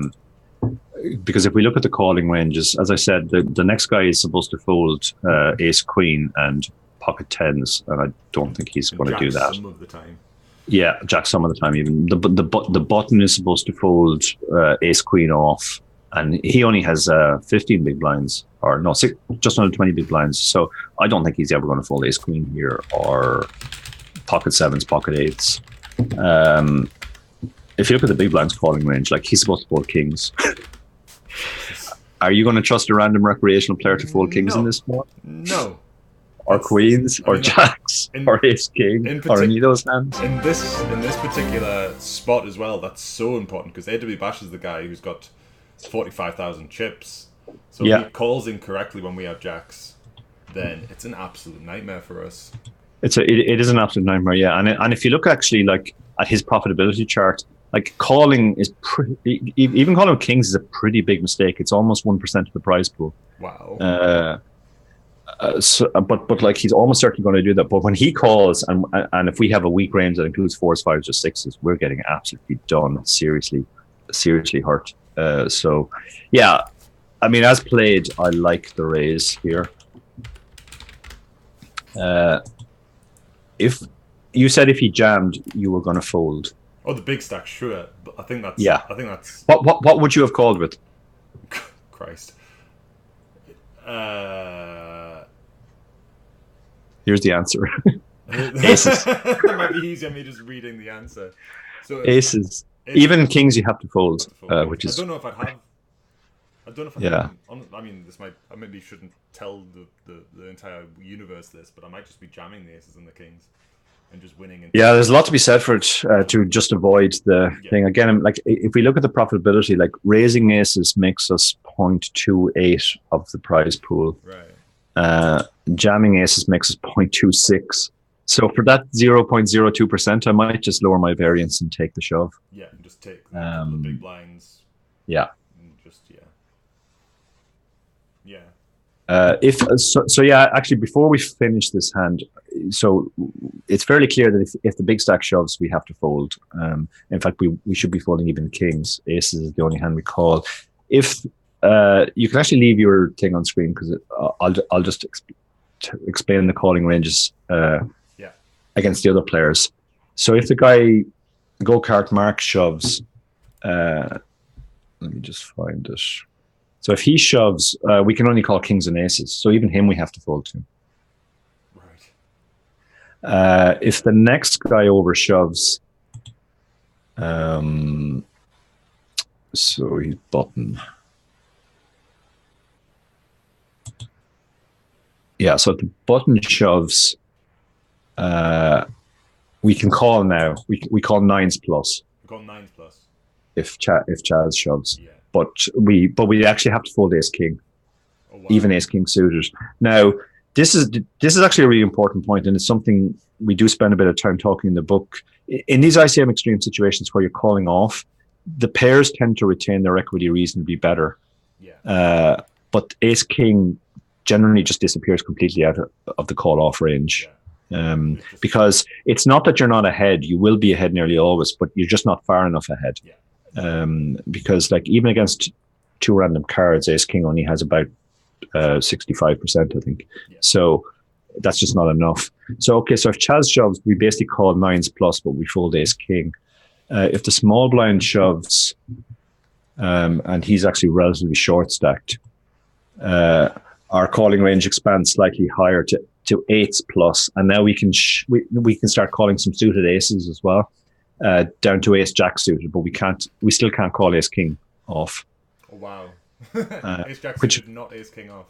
Yeah. And then if the big blind shoves, as we said, we can only call aces. So it's a weird spot now. But we're actually folding to quite a lot of these people. Wow.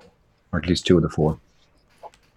Thankfully everyone folds, so we dodge the horribleness. Now we get ace king facing a raise from go-kart Mark. I probably sent you. I hope I sent you this one. Yeah, I think this one looks familiar as well to me. Ace king off, hot club. Just waiting for the screen to catch up. Sorry, yeah. Okay, so you're the big blind. Let me just check that this is the third hand that I ran. 5-handed, big blind with ace king. Yeah, this is the third hand I ran, so I have it on the screen now. You got it on your screen? I'll get your screen up. Yeah. So let me just tidy this up because actually I don't know why it's expanding all these ranges, making it slightly more confusing. Okay, so he opens under the gun. Yeah. And this is supposed to be his range. Pretty strong, pretty linear. He's not supposed to be opening like ace 4 suited or ace 3 suited. He's just supposed to open the strongest hands and some weaker hands. Probably reasonably accurate for this player, do we think? Okay, fair enough. Yeah, I would say so. I mean, this guy seems to know what he's doing, so I think he would understand it's supposed to be open pretty tight here. Yeah. Okay, so he opens, and it comes around to us in this big blind. Big, yeah, with ace king off. And we have ace king off. So we have three options. We can check. We can make a normal 3-bet to say 8 big blinds. Yeah. Or we can just jam. So let's consider each of the three options. There's a lot of hands we're going to want to check here. Call, you mean? Or call, rather. Sorry, yeah, call. Yeah. If they allow us to check, that would be great. Sake. Yeah. My option is in this range. Yeah. So we're supposed to call pretty wide here. Obviously, we're missing the top of the range, and we are folding some junk. How we call this wide?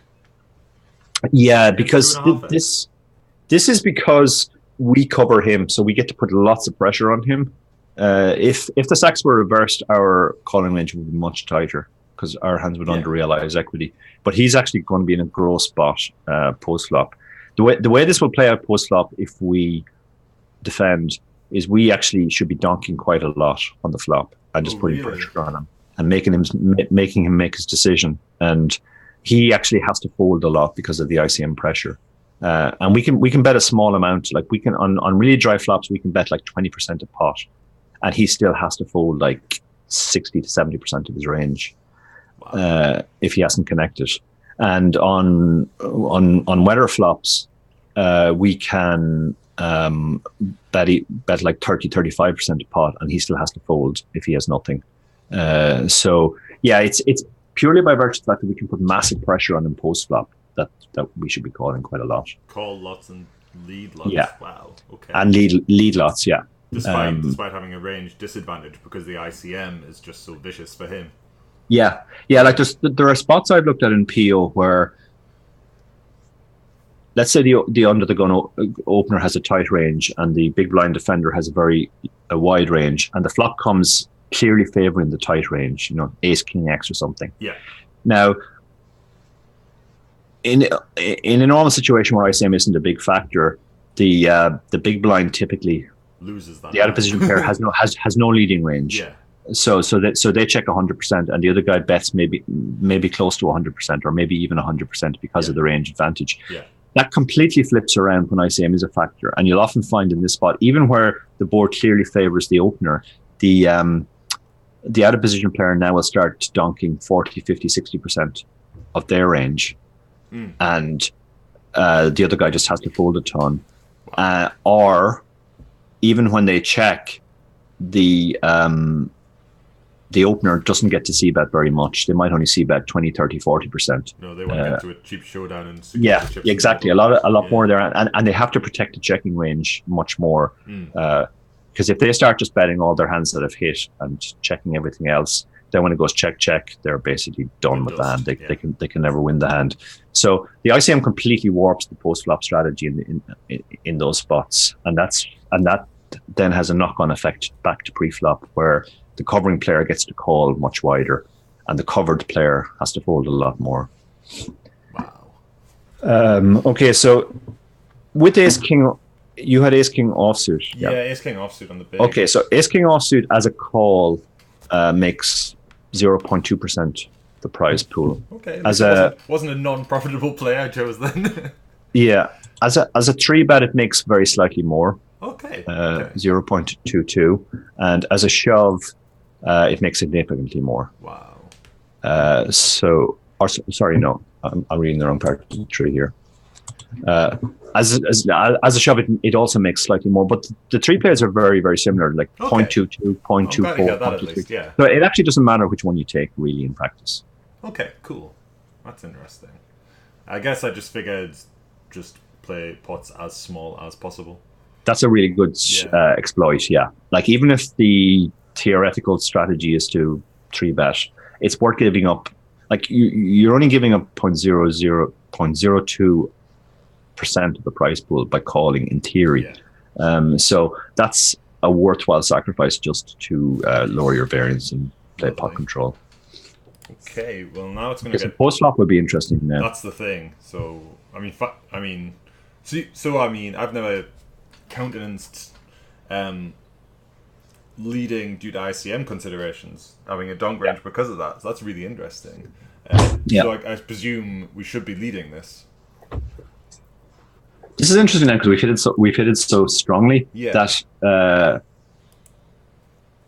we could check. But we are supposed to be leading this flop a lot, and if we start getting cute and only leading with our weak hands and we don't lead hands this strong, then he can just shove a lot over our lead. So I think I'm pretty sure if we ran this through a post flop solver, it would tell us to go ahead and lead. Right.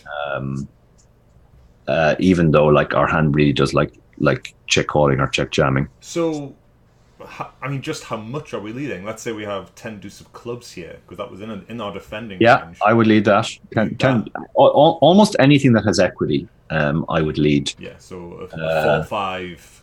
4-5, a one spade hand, that has some kind of, well, it's hard to have anything else with it. But yeah, if I had if I had the 8 of spades, I would be leading. I would lead like ace 4 with a spade, ace 5, ace 2, all those hands with a spade, 4, 5 with a spade. What about a hand like 9, 10 of diamonds?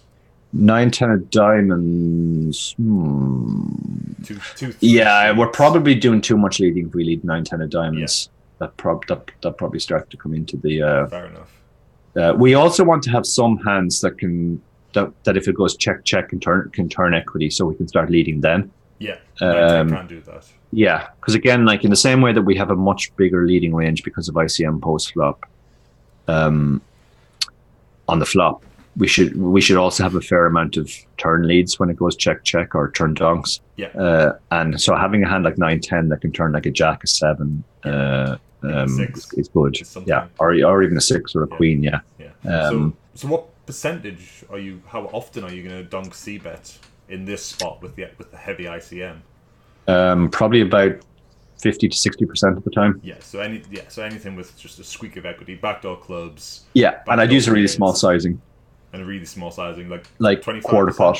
Yeah, exactly. 25%. Spot on. Yeah. As played, we've checked the ace king, go-kart mark bets, and we just call. Turn is a 3. It goes check. River is another 3. So I'd be astounded if I didn't have the best hand here. I mean, yeah, I think we should definitely bet now, because if he was bluffing, he probably would have kept going on the turn. For sure. So it'd be kind of weird for him to decide to take his foot off the gas, or abort a bluff on the turn, and then go again on the river, particularly on this river. I just go a quarter pot. Yeah, I like it. Yeah, I like it. We get a cry call. We might get a cry call from ASI now. Yeah, and we do get a call, which I'm over the moon from pocket fives. Which I guess, I mean, it's not so crazy. We could potentially have spades that have missed, clubs that have missed. Yeah, his flop bet is kind of interesting, because if we think about all I've said about post flop, where he has to check behind a lot more. I mean, fives would normally be a bet to deny equity, but I think it might actually be a check because of the ICM. Interesting, yeah. But yeah. So yeah, I'm very pleased that I did choose that tiny bet on the river just to juice up the stack, just to squeak more. Yeah. King Queen off, and the player we don't know much about, AW Bash, opens the button. And I just threw it in the bin. I think I might have sent you this one. Yeah, you did. I think I ran this as well. Let me just check that this was the hand I ran.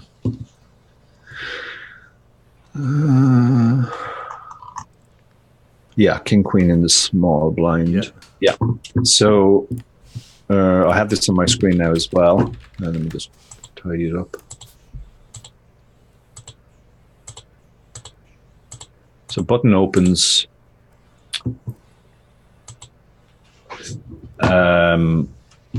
You're in the small blind with King Queen. Yeah. King Queen offsuit. Yeah. And it's a very borderline profitable call. It makes 0.02. So in practice, I would always fold. I don't think that's enough of an edge to start getting involved with this hand out of position, even against the weaker player. Yeah. If we were in a different spot where, let's say, the table was much tougher, or we were one of the shorter stacks and we had to take a lot of spots to try and get chips, then I would go ahead and take it. But in a spot where we're basically in cruise control mode, I prefer the fold. Lovely, happy to hear it.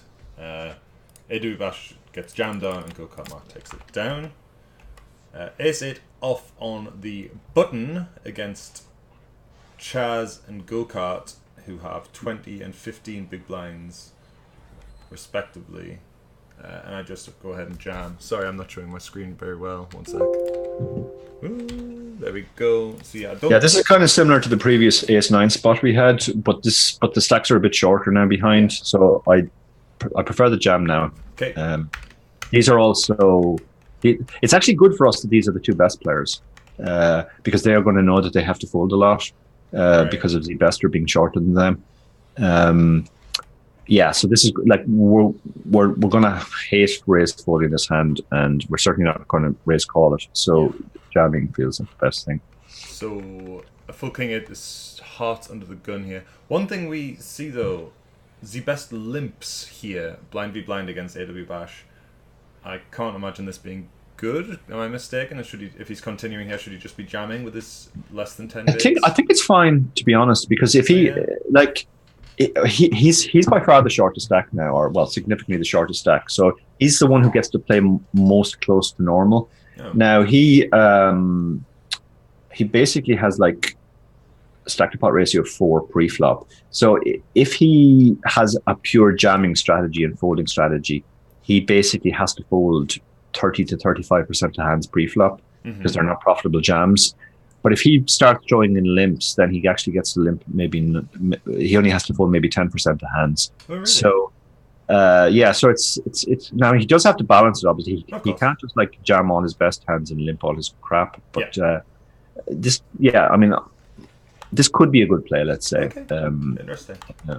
Yeah. I'll keep that in mind next time I'm a shorty.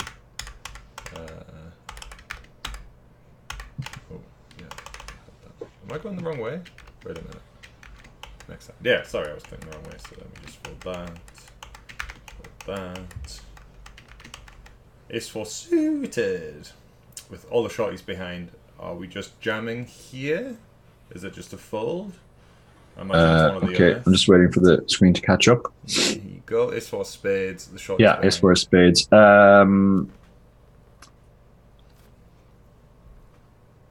Yeah, I would jam here. I don't think. What am I doing? I hate this. What have I done, Dara?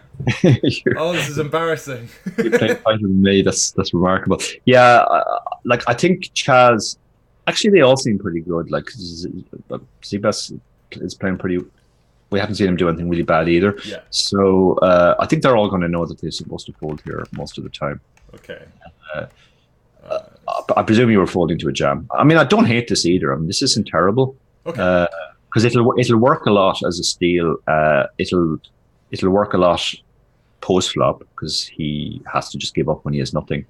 And it's a pretty okay hand to raise fold because we'll be dominated by the shoving range. Makes sense. So he calls the open. The flop comes monotone. And he checks to us. I go for what I've now learned is too large a c-bet. I should be going a little bit less. He calls.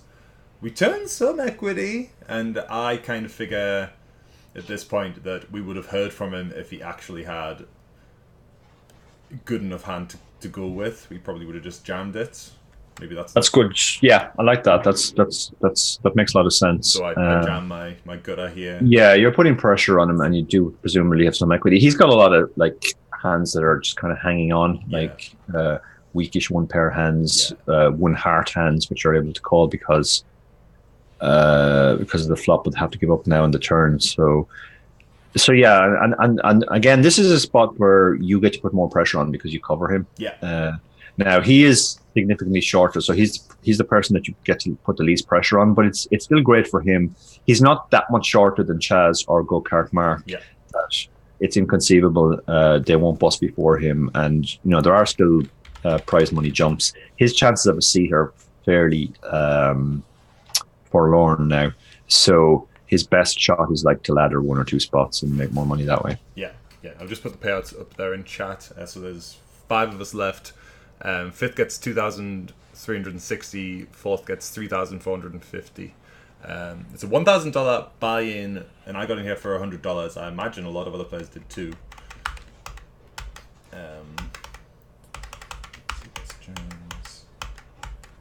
Oh, and we've got a clash here, so this is going to be interesting. So Chaz jams, AW Bash calls, and Ace Jack sucks out on the Ace King. Which is unfortunate because Chaz is a good player. We'd rather see him disappear. Yeah, I mean, we have well over half the chips now, so we are kind of just cruising, to be honest. Yeah. We can even take a hit, like we can lose 15k, and it's not going to make a massive difference to our prospects. Yeah. King 10 off on the button here, just when it catches up, I opt to just lamp this in. Any arguments for a min raise? Any arguments for a fold? Are you happy just to jam this? Ooh, I don't think I like the jam because of the 25k stack. Yeah, is that just too much? Yeah, like obviously he still has to he has to fold so much, but like when he calls, we're not going to be in good shape. I feel like he can 3-bet jamming us quite liberally if we min raise. So should we just be folding? Limp as well. That's the other option. Okay, limp and balance that with some limp calls. Yeah, because if we limp, his reward on a shove is much less. Okay, I see. So he has to do it, and we will be in position, and we'll get and we get to put that ICM pressure on that we've talked about post flop. Okay, where we can just bet a lot. So yeah, I think limping might be my preferred option. I think if I had to rank them, I would say limping is best. Yeah.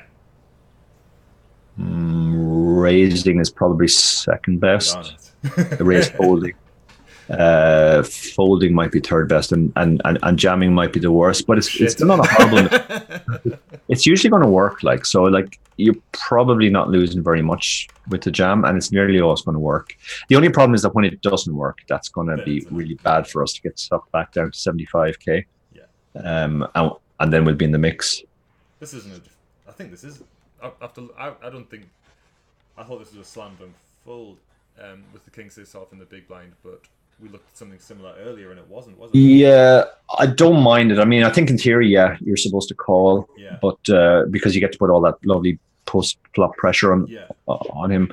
But yeah, I don't mind the fold here, to be honest, in practice. Sorry, Irish Paddy asks, would you limp fold the king 10? So I'll just go back to the king 10. Yeah, that's a good question. So it would depend on the sizing. Well, we've got Go-Kart who can jam for 40. If Go-Kart jams, yeah, I'm limp folding. I'm not going to call off 12 bigs. I mean, I can't imagine Chaz raising. I think that's another advantage of limping rather than jamming. Yeah. Or sorry, limping rather than raising is that I guess even if we raise, we're still folding to a 13 big blind shove, but we basically lose one big blind less, and I don't think his jamming range changes dramatically just because we've limped. Indeed, yeah. So I think we'll save a lot of big blind. We'll save a big blind a lot of the time we run into a hand. Yeah, indeed. Chaz probably isn't going to raise less than all in, as I know I would. He might do. You wouldn't know. I mean, if he makes it something stupid like 3x, I'm obviously calling. Yeah. If he makes it 5x, I'm folding. 4x is probably where the point at which becomes interesting because we get to put pressure on him post-flop. I guess, yeah, I think probably in theory we're maybe supposed to call a 4x raise purely because of the ICM pressure we have. But in practice, I would fold. I just wouldn't see the point in getting involved into this mucky spot. But if he 3x's, I'm definitely calling, and if he 5x's, I'm definitely folding. I see. Oh shit, I'm going backwards. Sorry again. So we fold the king 6, fold the ace 8 off, ace jack off on the button, and I lamped the king 10 off earlier. Obviously, it's a lot worse now because Chaz has increased his chip stack. And I do up to a limp. I got it. Okay. It's almost like nice. Pasty learned from the king 10 somehow. Yeah, I like this limp. This is good because this hand isn't strong enough to raise call Chaz. And it's strong enough to limp call Go-Kart. So actually the raise doesn't achieve much except maybe they'll fold sometimes. We stop 7 deuce from realizing equity, I guess. Yeah, exactly. We take away some things. So yeah, I like this, and I think you saved yourself a big blind there. Cool. Am I going backwards again? I'm sorry. 9.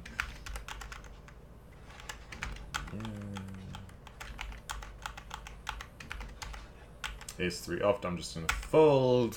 I'm sure you'll agree. I hope you agree. Otherwise, I need to quit playing. Oh wait. Yeah, I haven't seen the S3 yet. Yeah, there's the S3. Yeah, just fold the S3. Yeah, no point getting involved there. We get a confrontation, and the best gets a double up. What did Chaz call off? I'm interested to see. Oh shit! Did I miss a hand?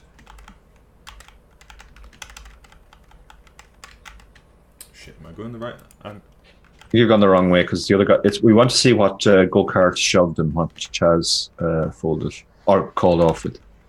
So go back to where go-kart's doing the tournament. Okay, go-kart's doing the tournament there.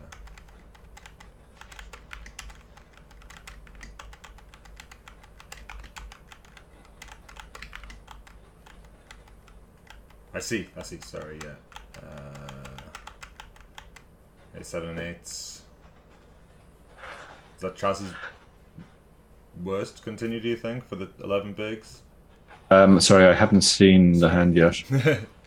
What are the two hands? Ace, 7, and 8s. Yeah, this is a good call off, even though it's not a slam dunk. But I mentioned this earlier that like in these spots where we're thinking about calling off, the pairs generally hold their equity much better than even Ace King, and the reason for that is because he can show up with a hand like Ace 7, which we dominate, and a lot of those type of hands where he has an undercard as well as an overcard, we're in really good shape against. The other thing is from a purely tournament point of view. Now Chaz is actually second in chips, so his main focus should be to try and come second. Rather than trying to ladder to fourth or third. Right. So he gets a shot to knock out go-kart here. He gets a shot to become clear second in chips.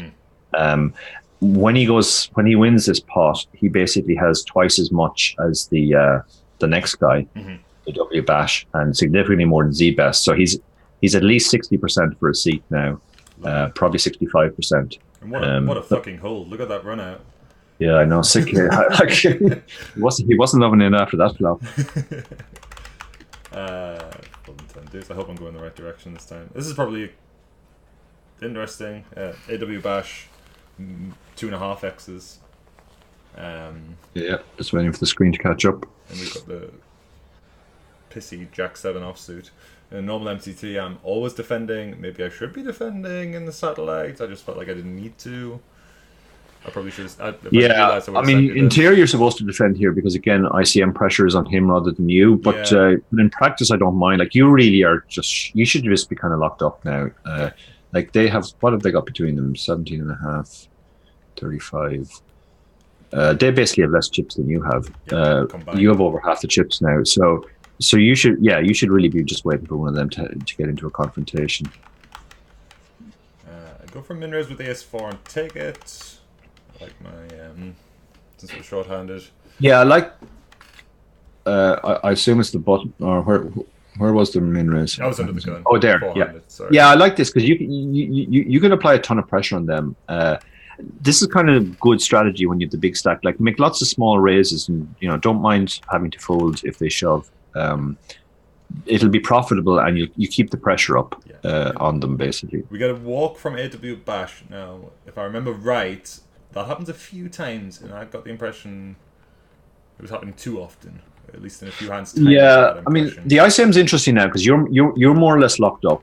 Chaz is a very strong favourite right now to get the second seat, but the other two guys, their strategy is mostly to try and ladder now. Yeah. So you're all kind of in different spots now. Your strategy is to basically just coast. Yeah. Chaz is coasting to a certain extent, but he'd love to knock out one of the short stacks. Yeah.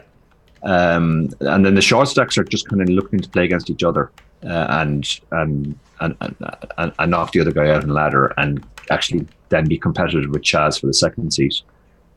Yeah. So we got another walk from AW Bash just then. Having seen all these walks, I feel much better about your fold with Jack 7. Yeah. I mean, it's only been 2 or 3 of them. I seem to remember there was a couple more coming up. So I'll go ahead and raise this King 9. This is fine, yeah. Fine. Just keep min raising. It'll keep working it often enough. What you don't want to do is like call off in one of these spots if they shove on you. Yeah. And obviously, if they knew that your strategy was to raise a lot and to fold a lot to shoves, they should be shoving a lot. But they don't know that. So. Limp the deuces versus Chaz here. Yeah, I like this. This is fine. Again, Chaz has massive ICM pressure against you, so a limping strategy pre-flop coupled with a stab a lot strategy post-flop. Yeah, this is perfect. Is that a barreling turn card, or should we just surrender? I like barreling here because I think all of his kings just give up on the flop. Unless they have something else. Yeah. Like, they've got to be king 10 or king 8. So I think I would actually like another stab here, even though it's obviously a bluff. But I think we can get him to fold so much. Like, he's going to fold all of his 3s, probably all of his 8s, okay, and all of his draws. So okay, so I missed a stab there. Ace 10 off, raise and take it. Pocket 10s. I'd kind of rather have ace 5 suited than this hand, if I'm honest. Yeah, but, that's good thinking. We do raise and take it, so no horror story to. We get another walk from AW Bash. Yeah, he's got fairly severe ICM pressure now because of being the 3rd stack and being so far behind 4th. Yeah. Or 2nd, rather. We limp the king 8 off. We flop a pair. We check. Should be limp stabbing. We go for a check call. Yeah, I don't hate this because this is a kind of hand where he will. It's easier to get him to put money into the pot with a worse hand by checking. So yeah, I probably would stab. I mean, that would be my just default strategy. Yeah. But returning to the pocket 2s hand, Happy Hammy asks, would you ever consider 3x blind be blind with 2-2? Yeah, I mean, you can also have a raising strategy, and if you have a raising strategy to put ICM pressure on, 2s obviously belongs in that. The problem I would have is he's the one stack that can really hurt us. So my default strategy would be to try and exert sort of pot control from the start of the hand against him specifically. And I think it'll be very profitable for us to just limp, bet small and flop, bet a lot of turns small. That's such a profitable strategy. It's my preferred strategy, even though I think the other strategy would be profitable as well. Nice. We get another walk from AW Bash. Just want to note that. We limp the ace deuce and check again. And check down and win. I should be limp stabbing again here, I guess. Don't mind it actually. Like, if we're going to have any checking range, this is a good hand to do it with. Yeah. It's interesting that he didn't stab at any point. So he's playing very well too. Like, he understands the ICM pressure. Yeah. Because he understands the ICM pressure and he's not going to stab, that probably means that we should bet to deny equity. On an earlier street. If we were up against a really bad player, I would be happy enough checking this hand, but against the better players, there's more of an incentive to bet. Fold the 10 jack off under the gun. That's fine. AW Bash jams. Obviously, we're going to fold the 7 deuce. We'll just sort of a note on his tendencies. Lots of walks, but then jam comes out of the blue. So because he's been giving us so many walks, if we did have a marginal, a medium hand there, we'd obviously be it's brilliant for us. We're getting so many walks too, because it basically means we can just coast. Like, given our strategy is coast, when you're coasting and they're letting you walk, that's amazing. Absolutely golden. Yeah. Oh, I just missed a critical hand. Sorry. So Z-Best finally jams, and Chaz wakes up with the call. Chaz is King Queen. Is triumphant. Yeah, Chaz can call reasonably wide there because it doesn't hurt his doesn't hurt him massively, and knocking a player out is pretty amazing for him. Now he's basically in a situation where he's got 3 times or more, 4 times maybe, as much chips as the second place guy. Like, he really has to look at the second place guy. You're pretty much locked up now in this spot unless you do something absolutely insane. They're basically competing for the seat. Yeah. So when he has 3 times as much chips, he's 3 times more likely to get that seat. So yeah, perfect result for us. Well, that's it. Perfect. Just while we're waiting for the next time, some more questions in the chat. Oh. Good boy, 2015. Do you think c-betting big is better in ICM heavy situations because villain can't float and might fold some draws? To be honest, I think they're not supposed to float even to a smaller c-bet size, and anytime we want to see bet at a very high frequency, we should be using a smaller size from a theoretical perspective. From a practical perspective, against certain players, maybe it's more effective. Maybe we get them to fold more by betting big. But from a purely theoretical perspective, we should be actually see betting using a smaller size when the ICM is a big factor rather than big.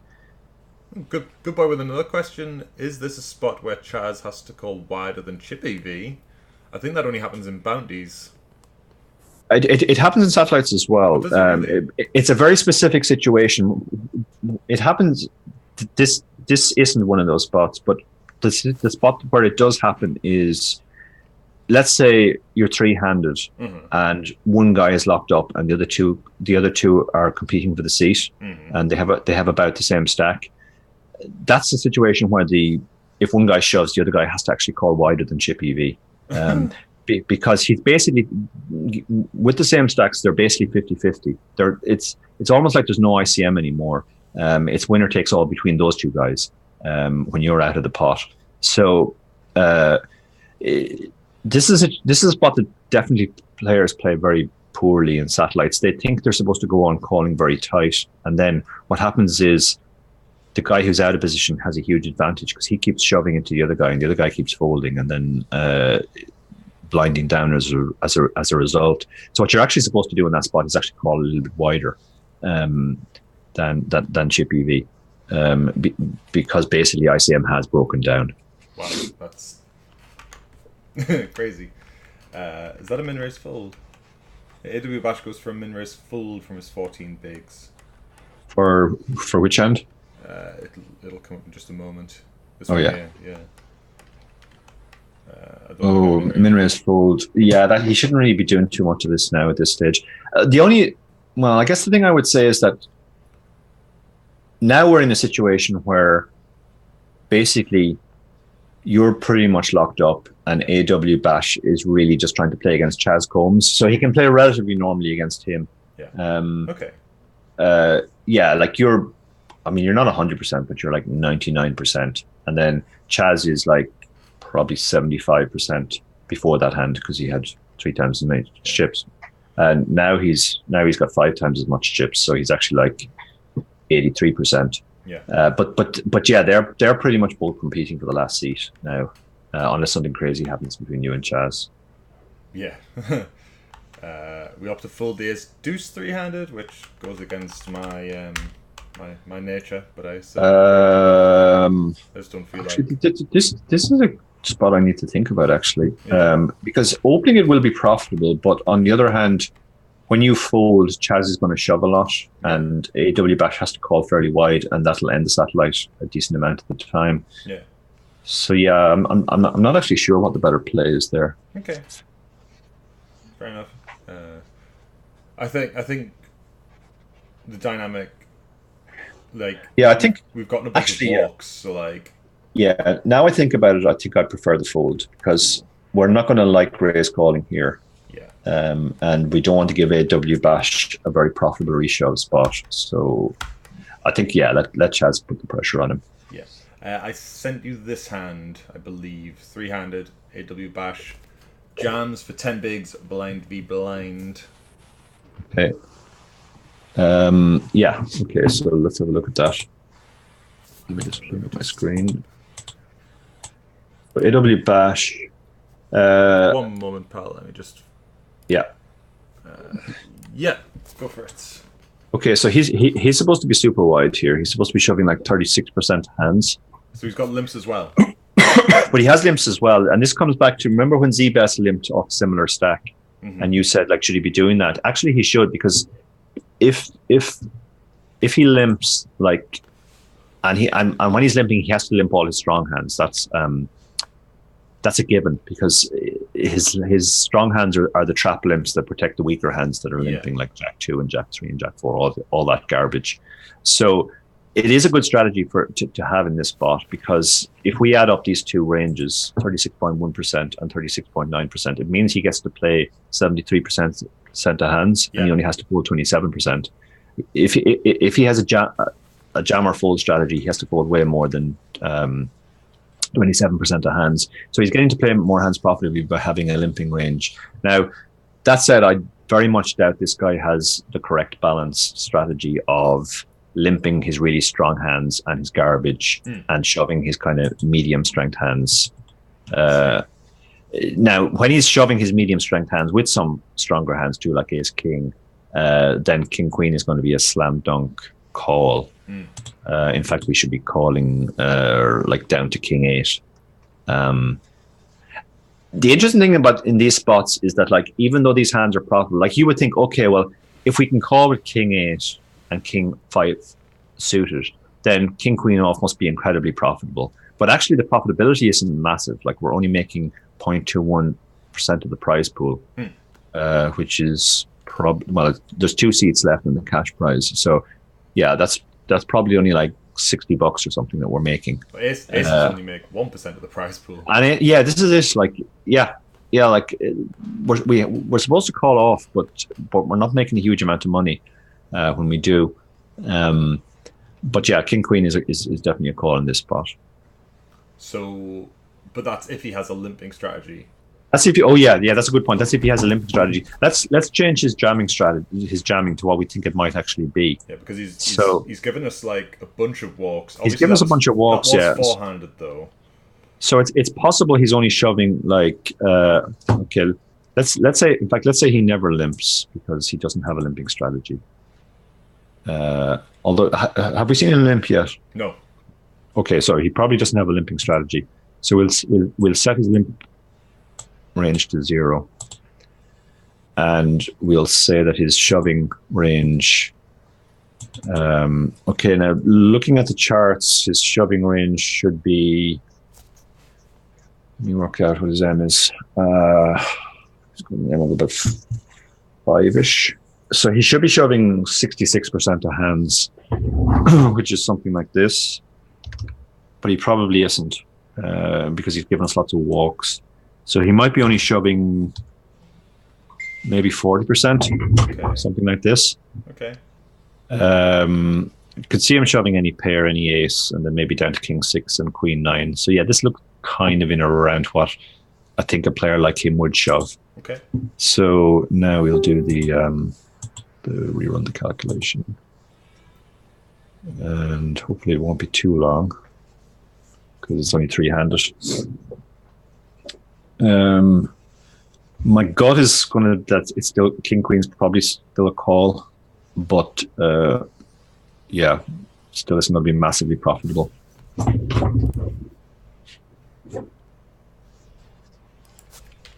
So did you call off here, Ian? I did not. You did not. Okay. Again, like I don't hate making slightly.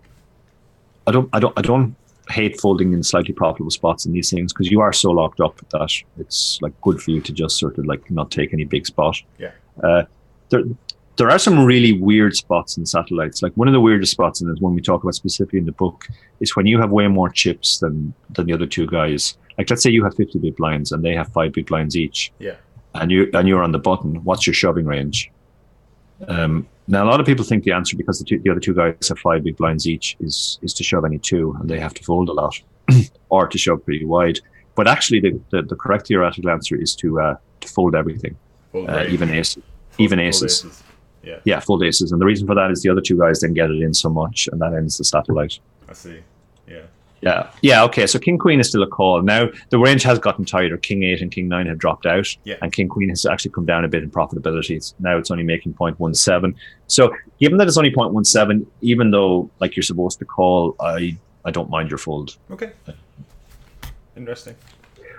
One thing I would say about satellites is like I think I'm pretty good at satellites, but I doubt I ever play an entire session without making a single mistake, because satellites are incredibly unforgiving. Yeah. Like what looks like a small mistake could actually be a massive mistake, and what looks like a close decision could actually be a fairly clear mistake. So I think your goal should be to avoid making really big mistakes rather than getting every single decision wrong. So in a spot where it's like this close, I actually don't mind which way you go. What you don't want to do is you don't want to call off like in a spot earlier, like where Jax was losing 3% of the prize pool. Yeah, for sure. Okay, that might be the last. Limp the king. Oh no, we got a few more spots. So we limp the king 10 against Chaz. We limp stab, get cold. I double and get the fold. Guess that's got to be fine. Is it fine? I don't know. You tell me. We'll ask the expert. Is a double barrel okay here when we've got the gutter? Is blocking the flush draw good or bad? Okay, I'm just waiting for the hand to come. Okay, so we limp king 10. Yeah, barrel again for sure. ICM pressure. That's the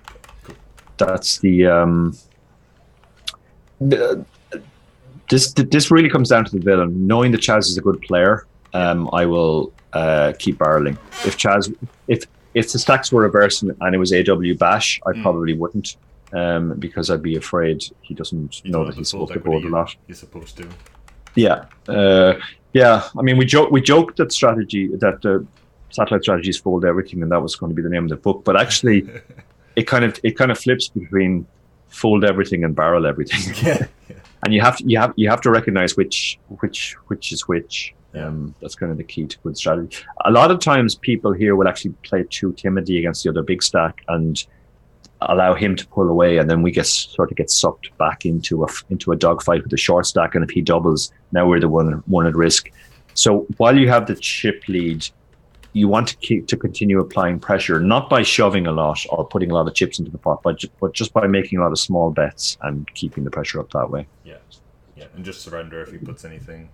Yeah. If he shows resistance, fine enough. I imagine the magic software you've got will tell me to defend this, but I don't. We've got ace-5 off, Chaz raises.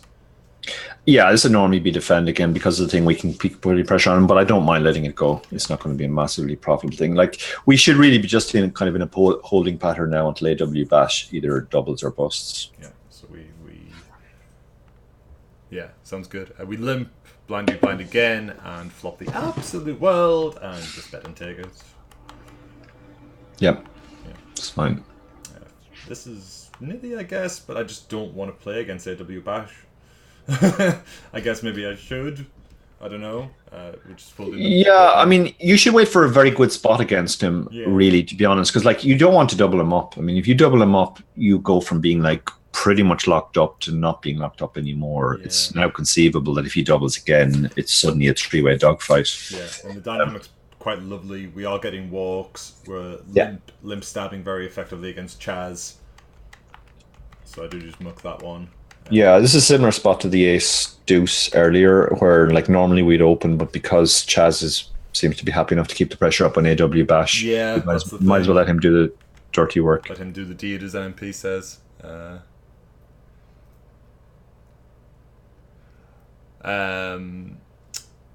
Yeah, jacks, we just limp blind against Chaz again. Just want to play tiny pots, and again a limp stab works.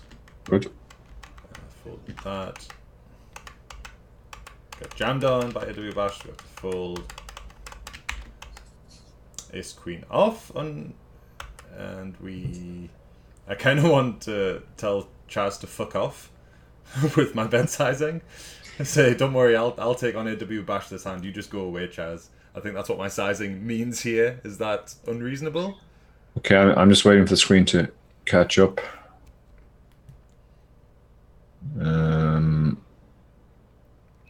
Okay. Yeah, this is fine. This is a good adjustment because we're not raising a lot of weak hands to try and take the blinds. Yeah. So we're basically switched to kind of a nitty strategy now, and anytime you're playing a nitty strategy, it makes sense to increase your open size. Because we are going to call off AW bash if he shows, but we definitely don't want Chaz 3-betting us. And yeah, this kind of tells him okay, you're going to have to put a lot of chips in if you 3-bet. If he 3-bets us, we have to fold. I mean, there's no two ways about it. But we are making him take a big risk that we have the aces this time if he does it. So yeah, I like this. Just going to pause there. We've got an interesting question in chat. kind of off topic, but do you know about the Lex bust out hand in the 5K sat yesterday? Would love what Dara has to say about it. I don't know about it. We've got. I don't know the hand either, I have to say. I know Lex. I've watched Lex play a fair bit, and my impression of Lex is he applies far more ICM pressure than the average reg. Okay. So I don't know if it relates to that. It possibly does, but yeah, I'm obviously not going to make a detailed comment until I see the hand. But if you can show us the hand, we'll happily. Yeah, if we can, we'll definitely have a look at it. NMP fans giving us a hand from Jamie Stables in the Sunday Million final table, which we could look at when we're done, if you've awesome. still got time. Yeah, sure. I think we're just about coming to. We get a walk from it, to the conclusion of this.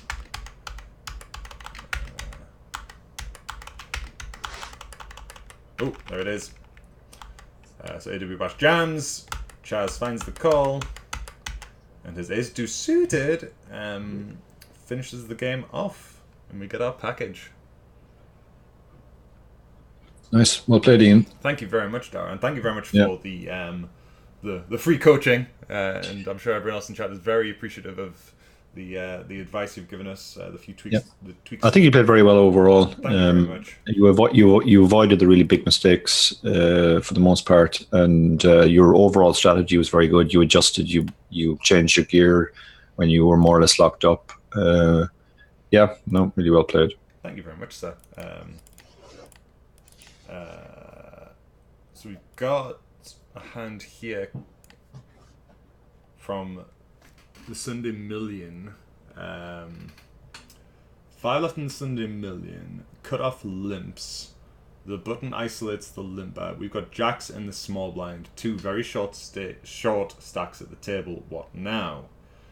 And there's the payouts. 45k locked. 188k up top. Yeah, the short stack really messes things up. I guess it's not the most top heavy structure. God, I hate this spot already. Okay, I guess we can run it. That's probably the best thing, rather than give my crap opinion on it Sure. off the top of my head. Okay, so can you read out the stack? What are the blinds first? Blinds are 700,000, 1.4 million. Okay, so we're just thinking thousands then. So 700 and 1400. Yeah. So. And how much is the ante? 175,000. 75. Okay, and one of the stacks? Oh God. Bill Frey folded with 113 million under the gun. 113 million? Am I reading that wrong? Yeah, that's what he's got. Okay. 9 digits. How many big blinds is that? I don't know. 130. It should be roughly easy. A million. It's a million big blinds at least. He has 113 million. Oh, okay, so it's roughly 100 big blinds. Yeah, 100 big blinds. Okay, wow, that's so deep. Maths is hard. That is massively deep, yeah. Am I doing this right? Yeah, I am. Okay, next stack. 16.7 million before he limps.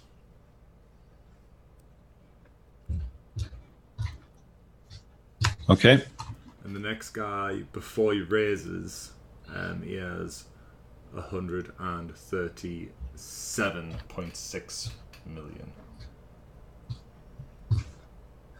Okay, small blind. We put in the small blind of 700,000 and we've got 53 million back. So 54 million roughly. Yeah.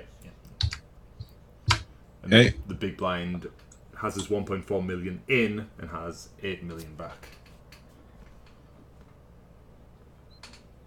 So 9.4 million. Okay. And the payouts, okay, I can see the payouts on screen. See the payouts? 188, 132,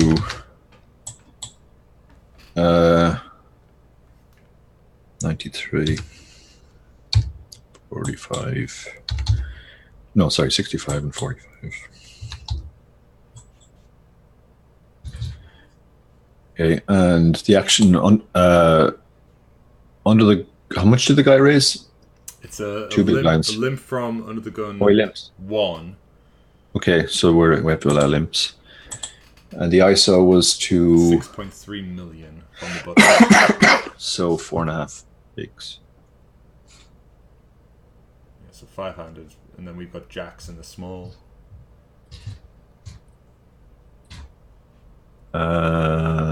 Okay, so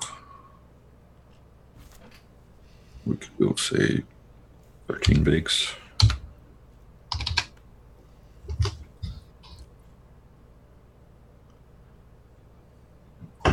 Building, I guess. Okay, so under the gun folds. Yeah, okay. Under the gun folds. Yeah, then we get a limp. Okay, okay.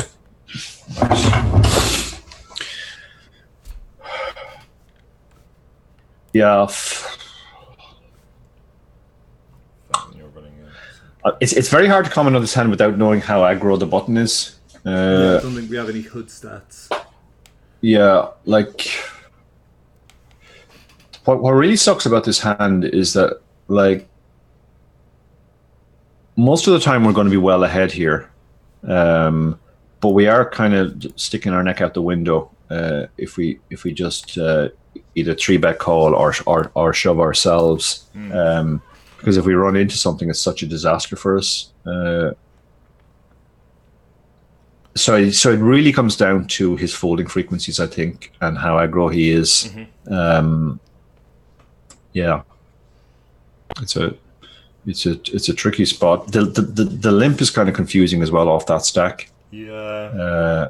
It's all, I mean, we had that same problem with the 10s v queens in my satellite. It's hard to range. Yeah. The limp. Yeah, it's tough. It's tough to play against those limps because it has a knock-on effect. Because obviously, because he's limped now, the guy's. It's not a 3-bet anymore. It's somewhere between his button opening range and his 3-betting range, and it's hard to know exactly how balanced he is in that regard. Like, he might be a lot of players isolate too much in that spot. In other words, their button range, it's their isolating range is very close to their button opening range. And then some players are too tight. They almost have the same range as their 3-betting range if the guy's opened. So yeah, like, without knowing about the villains and what way their ranges are likely to fall in terms of too tight or too loose, it's really, really hard to know what to do with jacks. I mean, folding seems just insane, but at the same time, we're sticking our head out the window if we shove. I mean, is flatting an option? I guess flatting's an option, yeah. This stacked up as well. We are out of position, which makes flatting. Yeah, it's going to be kind of gross. Yeah. Yeah. I think I would put it in personally. You would put it in. Yeah, there's 10 million out there, and anytime you have a stack to pot ratio of 5, in the sense that if we shove, we pick up 20%. It can't be too much of a mistake to stick it in. Yeah. I guess there's another factor too in that. This is a huge spot for Matty. Like, this is not a spot. This is different from, you play sit and goes, and this spot comes up 10 times a day. This is like a one-time shot for him. So the equity of the ladder could be significant, like the difference between the 45k and the 65k. Yeah, in terms of what he can do going forward with the money. Yeah. So yeah, this down game, isn't there? There's so many factors. I don't feel like any of the options can be a really big mistake. So yeah, I would let the other factors of how loose I think the guy is, and how important it is for me from a financial point of view to lock up that extra 20k before I gamble, is. Yeah, because the big blind only having 7 million. That's the real complicating factor. Yeah, I mean, if he's not there, or if he has a normal stack, it's a very easy get in. Yeah. And even the 10 big blind stacker's limped, which is very strange. If he is limp folding, he's got 10 bigs, we can outlast him very easily. Yeah, in fact, the fact that both of those guys are significantly shorter, and the other guy is the guy who covers us. That's the really grossness of the spot. Yeah. Because in a lot of worlds, like if we got dealt Jack Deuce here and just folded, in a lot of worlds we're coming second almost always. Well, wait a minute. There's 5. Oh, there is 5 players. Yeah. Yeah, 5 players. Yeah. Oh, okay, I think I might have set this up incorrectly. I'm not sure. Oh, no. It doesn't matter if I can't remember whether I put in 5 players. If I did, it's going to be fine. It just means it's taking longer than I think I did. Should have done. I think you did because I read out all 5 stacks. Yeah. I should have just folded the first 2 players. Then I think I just folded the first player, which is why this is taking longer than it should have. But yeah, there was 1 fold and then a limp. Yeah, we're 2/3 the way now anyway, so it shouldn't be too much longer.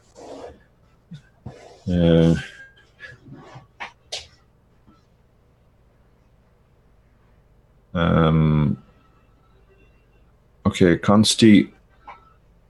So Consti's talking about a satellite hand with Lex. Yeah. Unfortunately, I haven't seen Lex play satellites.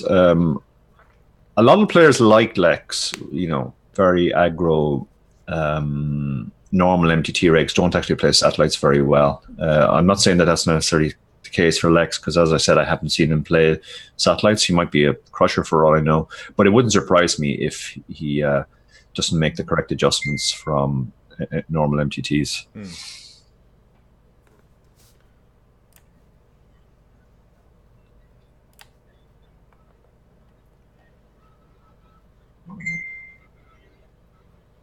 Oh, but Lex went mental when people questioned his call.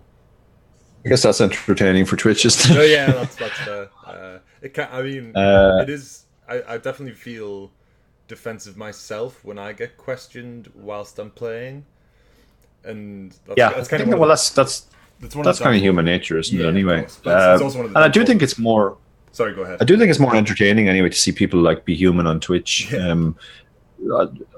I read Espen's blog on why he's not twitching anymore the other day, and it did really resonate where he said that he thought he was almost like too mild-mannered to be entertaining on Twitch, that he doesn't get worked up about the beats. And I remember talking years ago to one of the top streamers. I won't say who it was because he said this to me off the record, but he said that he definitely sort of hammed up his reactions to every all-in, pretended to be really excited when he won. Yeah. And pretended to be really devastated when he lost, whereas like this guy had been playing for so long that he didn't really feel any emotional response to didn't really feel any emotional response to a lost flip or not. I don't hold him against him at all. It's a show. Yeah, it's an entertainment. Yeah. I mean, you're there to entertain people, and nobody wants to sit there stony faced and not react. I don't think. But the other thing is, like, it's possible that Lex that his emotional response was real, because there's a difference between responding to something that you have no control over, like a lost flip or whatever, or a cooler, to actually being questioned. Maybe by Twitch chat players that you don't think are at your level. Some people do respond emotionally in those situations. Well, I mean, Twitch chat have the game solved in my experience. They know. Well, your Twitch chat is unusually. My Twitch chat's gorgeous. They're lovely. Good at poker. Yeah. I mean, your Twitch chat is intimidatingly good at poker. But a lot of the streams I've twitched on, it's like when you see what people are saying in the chat, you're like, that's what I was sort of making fun of. If you go to one of the big streamers, there's some incredibly strong opinioned recreational players, let's say. Which makes it fun. Sure. Okay, so cut off limped. Okay. Well, this is immediately going to be difficult because he's never supposed to be doing that. Okay, which is always the thing. But anyway, we can still see what the response should be. Okay, so the button is supposed to have this range, which again it's a weird range, but it's the really strong hands balanced out with some weak hands that he's going to be happy enough to fold. What's he responding to here? He's responding to the limp. Even though the guy's not meant to limp. Even though the guy's never meant to limp, the solver will actually work out what the strategy should be if we do face a limp. I see. Which is... but against what range is this?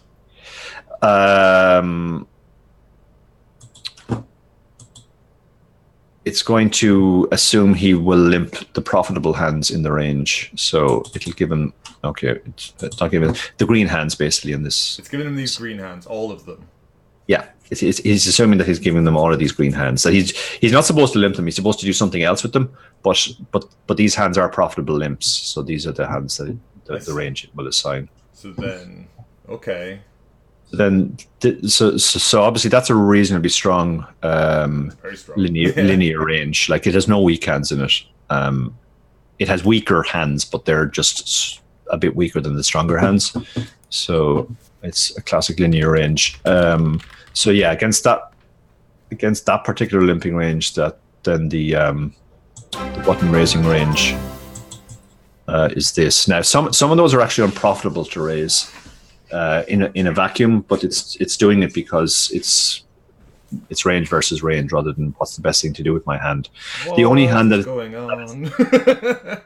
the only hand that's clearly profitable to do this with is aces, which is kind of weird. But okay. Yeah, I know. This stuff gets super confusing. So now we're in the small blind and we have jacks. And I guess it is a fold then. It looks like the solver wants to call. Oh, the solver wants to just call. Yeah. Even though it's losing? Well, no. These numbers are actually screwed up by the fact now that the first range is just weird. So I think these numbers are just wrong now because it's confused by the fact that something which is never supposed to happen has happened. If it's decided to call, it clearly thinks it is profitable, but the numbers are just off. Yeah. Okay. So, but yeah, I mean, we're not going to be able to analyze this too well because we literally don't know what the limping range is, and this is why, like, anytime anybody limps in these spots, it really makes the things confusing. Now, having looked at this and having thought about the spot while this was running, the first thing I would say is I think I hate all the options. I hate folding. Yeah. Because we have jacks. Yeah. I hate shoving because we run into aces sometimes, and that's brutal. And I hate calling because we're out of position. Yeah.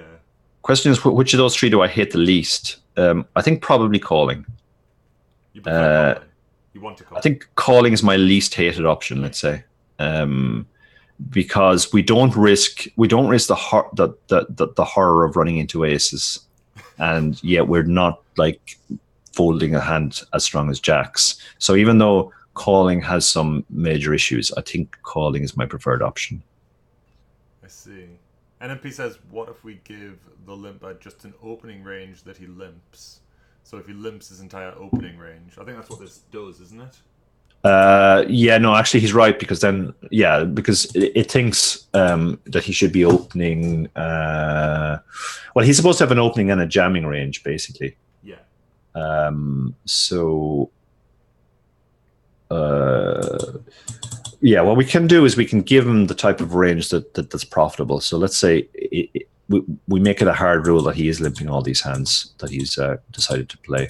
Okay. So he's going to do this, this, and this. Okay.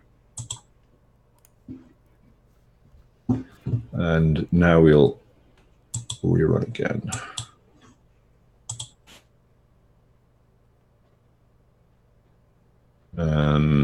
Yeah, this could take quite a while. So we'll chat among ourselves. Yeah. What did Manny actually do in this spot? I would hate to be in this.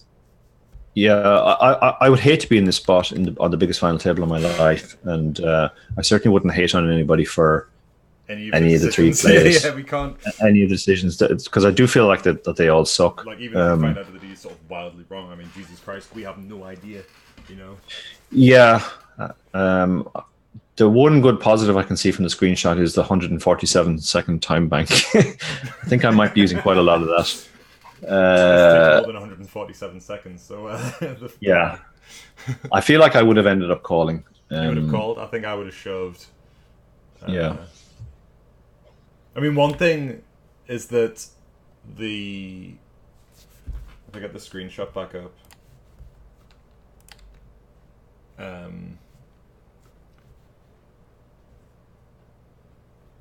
One very important factor, Dara. Yeah. Does the limp? It's the limp jammer. If the guy limps and jams, is that a legal raise? Does that reopen the action? It does. It does reopen the action. It does, I think, doesn't it? It does, yeah. Yeah, because it's more than So it's more than a if we flat. If she shoves and Muck reshoves, we fold, obviously. But that's kind of sad. it's sad, but like it's not as sad as shoving the jacks and finding out that Muck had the aces all along. Indeed. Or kings or whatever. Jamie asks, queens easy shove and tens easy fold. Yeah, I agree with that. I definitely go with queens, and I don't. Yeah, I think. Yeah, I mean, maybe it makes our range entirely face up, and that it's always jacks when we do this if we call, but it's okay.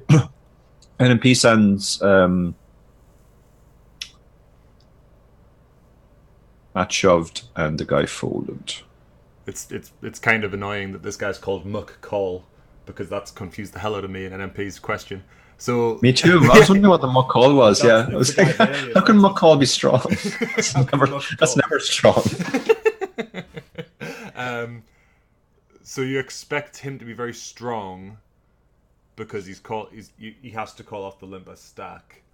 I guess. Yeah, I think if the action goes, we call the other guy shoves and Muck re-shoves. I think I wouldn't be too worried about Muck turning up with a worse hand than jacks or a lot of worse hands than jacks. So I'm reasonably okay with folding under that scenario. Yeah. The other thing is, I think even the limper's range has to be reasonably strong in that spot, because he has twice as many chips as the other short stack.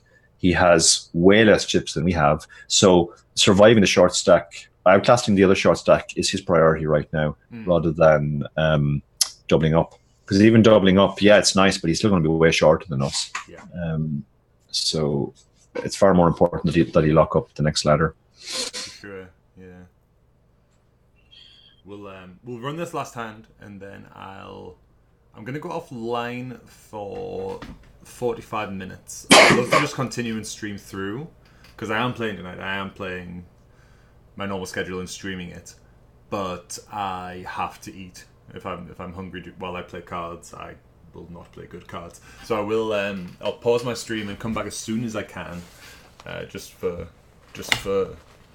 information for you boys and girls. Hero Value, hello there, sir. Hero Value. I don't know if I can. If you want to be anonymous or not, Hero Value. If you mind me saying who you are in real life. But he says would not fold at least. And Hero Value is an okay poker player. He knows a couple of things about cards anyway. Yeah, folding just seems ridiculous with jacks. Folding. Like there are a lot of spots where you just kind of all the options suck, so it comes down to which one sucks the least, and you kind of like you rule out folding because folding jacks just seems insane, and I would personally rule out shoving because it's such a disaster for us when we run into something.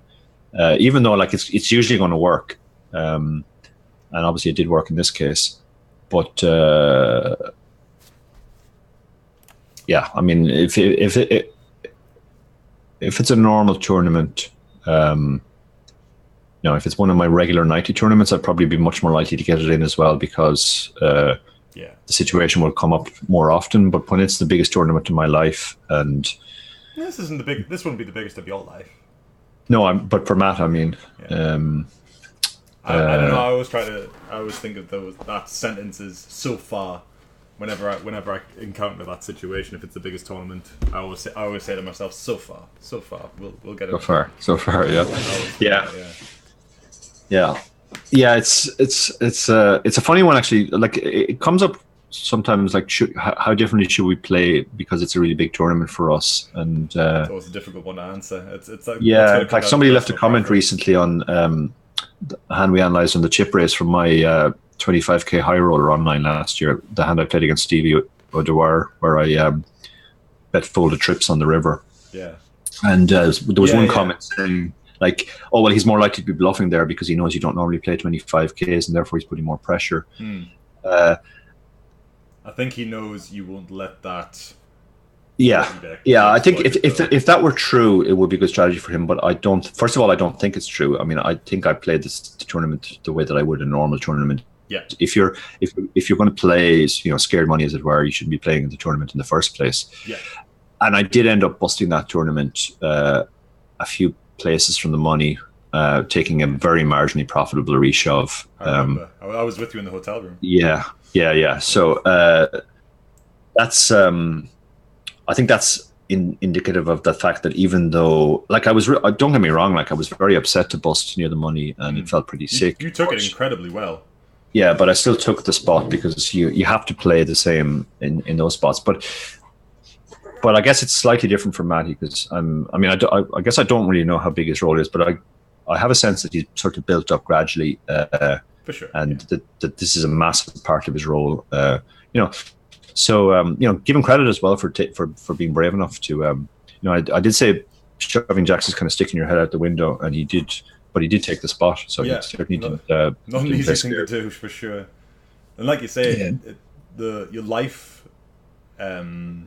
Equity is important. Like if money isn't a problem in your life, you can much more easily stick your head out the window, as you were. But if you're in debt and someone's going to break your thumbs tomorrow, then then folding the jacks and locking up might be the better play. I feel like this Twitch stream has taken a sweep to the mean streets of Geordie land now. Where people are getting their thumbs broken routinely. I wouldn't say routinely, but not never. The mean streets of Newcastle. I'm joking, of course. I've been to Newcastle several times, and it's one of my favourite places in the UK. People are incredibly friendly there. Gorgeous and friendly. We get a little bit of a reputation for being rough around the edges, and I think we are a little rough around the edges, but we're also lovely people. Like obviously I'm biased, but I do 100% believe that. Yeah. I guess we have some updates in this chat. 71k official on-screen stream roll, probably more in reality because of Perkins prop bet. Yeah, I wonder how much of the Perkins prop bet he got. I presume Jamie got the lion's share. Bankroll was 70k. Yeah, like when your bankroll is 70k, these are significant ladders. Like these are like third of your roll ladders. Built up from $8. Wow, that's impressive. Yeah, $8 all the way to 72k.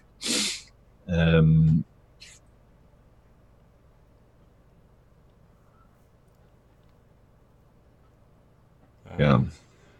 NMP says, "Do we think there's going to be barreling a lot if we flat the jacks?" I'm sure there's going to be some. Yeah, there will be. I think, because we've been talking a lot of this stream about how the covering stack can put ICM pressure on post flop. If Muck Call, and that is such a terrible name, if he knows what he's doing, he can put a lot of pressure on us just by betting small amounts. Like if the flop comes like queen high and he bets one quarter pot or even 1/5 pot, we're hating our life. If we call and then he bets another small amount on the turn, we're in a world of pain. So yeah, our problems don't go away by calling, that's for sure. But I'd love. Consti says, but I'd really love to know if it was good or bad. So would we, dude. And even this analysis isn't going to give us the definitive yes or no answer, unfortunately. Yeah, it's going to be based on our assumptions of what the limp range is. But even against the limp range, and the limp range does look reasonable. It'll be interesting to know. Yeah, for sure. This is what makes poker so difficult. Like you have to make these decisions in real time every night when you're an online player, and you can put in all the study in the world, but you're still not going to know exactly what the right answer is. Yeah, but you'll get closer and closer the more you do this kind of work, or even watch people do this kind of work in intuition videos. You know. Yeah, for sure. The more simulations you run, the more you're sort of the pattern recognition part of your brain will kick in, and you'll recognize more or less what the correct strategy is. Yeah, for sure. I would love to analyze the Lex hand as well, Consti. I don't have time to do another hand. Yeah, it's unfortunate we don't have the VOD because or the Twitch clip, because then we could even have a rough guess before we go. Yeah, well, if somebody sends me the hand, I'll gladly run it, and if you can get the hand, Consti, then there you go, and I'll. You can report send back it to me or Dara, because I'm going to be live tonight. I'll take an hour off to eat and come back, but I'll make sure Dara gets the hand history. So there you go, Consti. Okay, this is trundling along, but it shouldn't be too much longer. Yeah, almost there. 5/6 of the way there. While we're waiting for that, thanks to everybody who turned up. Yeah, 40 much for tuning in. And Dara, thank you 40 so people much on a random midweek afternoon seems really good to watch two guys talk about a hand history where everybody knows the result of. The outcome. Yeah, and very high quality questions in the chat. Yeah, for sure. Good fun. It was always good fun with the Unibet crew. Yeah, we've got the best community, hands down. I absolutely adore our community. Yeah, 100%. Oh, not at all, Consti. We love the question. Any questions not annoying, we bring it on whenever I'm playing cards. It's as fascinating to us as everybody else. Absolutely. So never ever be shy in my Twitch chat to ask questions. We'll always do our best. Yeah. Rebellion says, I don't know the results. Oh, we were I think you came late to the party, dude. We were analysing my World Series bink. I definitely bragged to you about it in DM, so you definitely know that I won the package. That's what this stream was.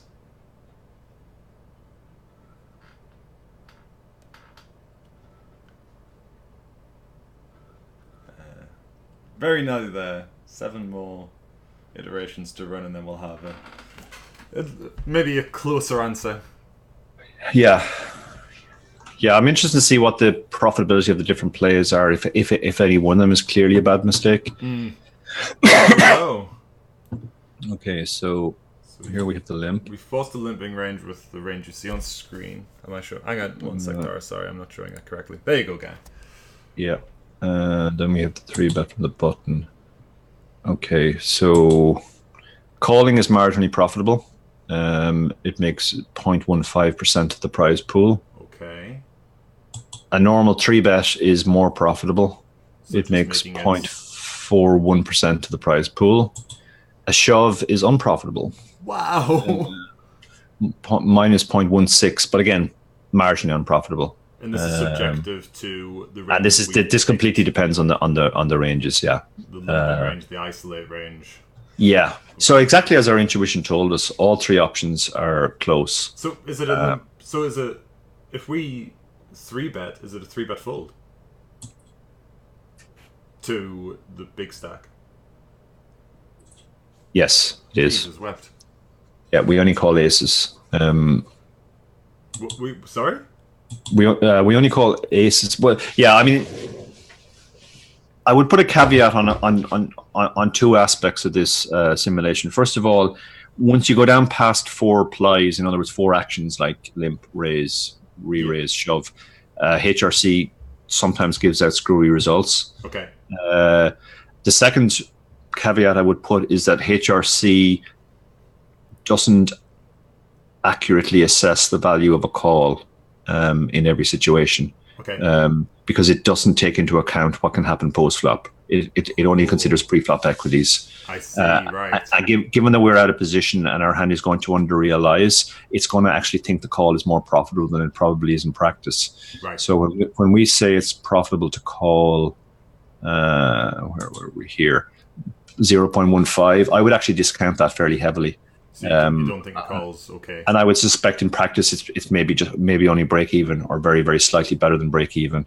It is interesting that he thinks the shove is unprofitable. That was kind of my feeling. It was like the shove is nearly always going to work, but when we run into something, it's such a disaster that kind of trumps everything else. So 3-bet fold. 3-bet fold, which is kind of weird as well because we don't have a blocker, but we block jacks. Yeah. Oh, we have jacks. Yeah. To be honest, I don't like the 3-bet fold option either. I don't think. And folding is obviously just always break even. So, as weird as it sounds, it's still kind of okay. Like it's not significantly better or worse than any of the other options. So just folding. Yeah, yeah. So we're actually back to like there's no really big mistake, and yeah, I having seen this, I think I still marginally prefer calling to the other two options, but I still hate calling. Wow. Well, there you go, gang. Folding we still use this, but yeah. I don't think Hero Value said folding will use the small blind. I don't think it takes that into account. I think it assumes the small blind is dead money. It's gone already. So right. When it says we're plus 1.16 calling or whatever it was, it doesn't mean we're getting the small blind back plus the 0.16. It just means we're making 0.16 on on the money that we put in. Yeah. Interesting. Yeah, if you send me that hand on Twitter, Consti, I will run it and get back to you. Fab. Dara, thank you so much for taking the time out to join me on my Twitch stream. It's been fantastic. Thanks, Ian. Yeah, I will be back in less than an hour is my plan, because I have to eat. I would love to just stream through, start my session right now, but I absolutely have to eat. I'm ruled by my stomach. So I'm going to go offline, and I'll be back in an hour. Yeah, thank you very much, everyone. Yep, thanks a lot, guys. Thanks a lot, Ian, for opening yourself up to scrutiny here. It's never easy. Yeah. Thanks everyone for tuning in. It's been so much fun. And like Dara says, your questions have helped the analysis. They've given us ways to think about the hands in different ways. So thank you very much for that. And yeah, I'll be back in an hour, gang. Less than an hour if I can. Dara, thank you very much again. Thanks, guys. See ya. Thank you. Cheers.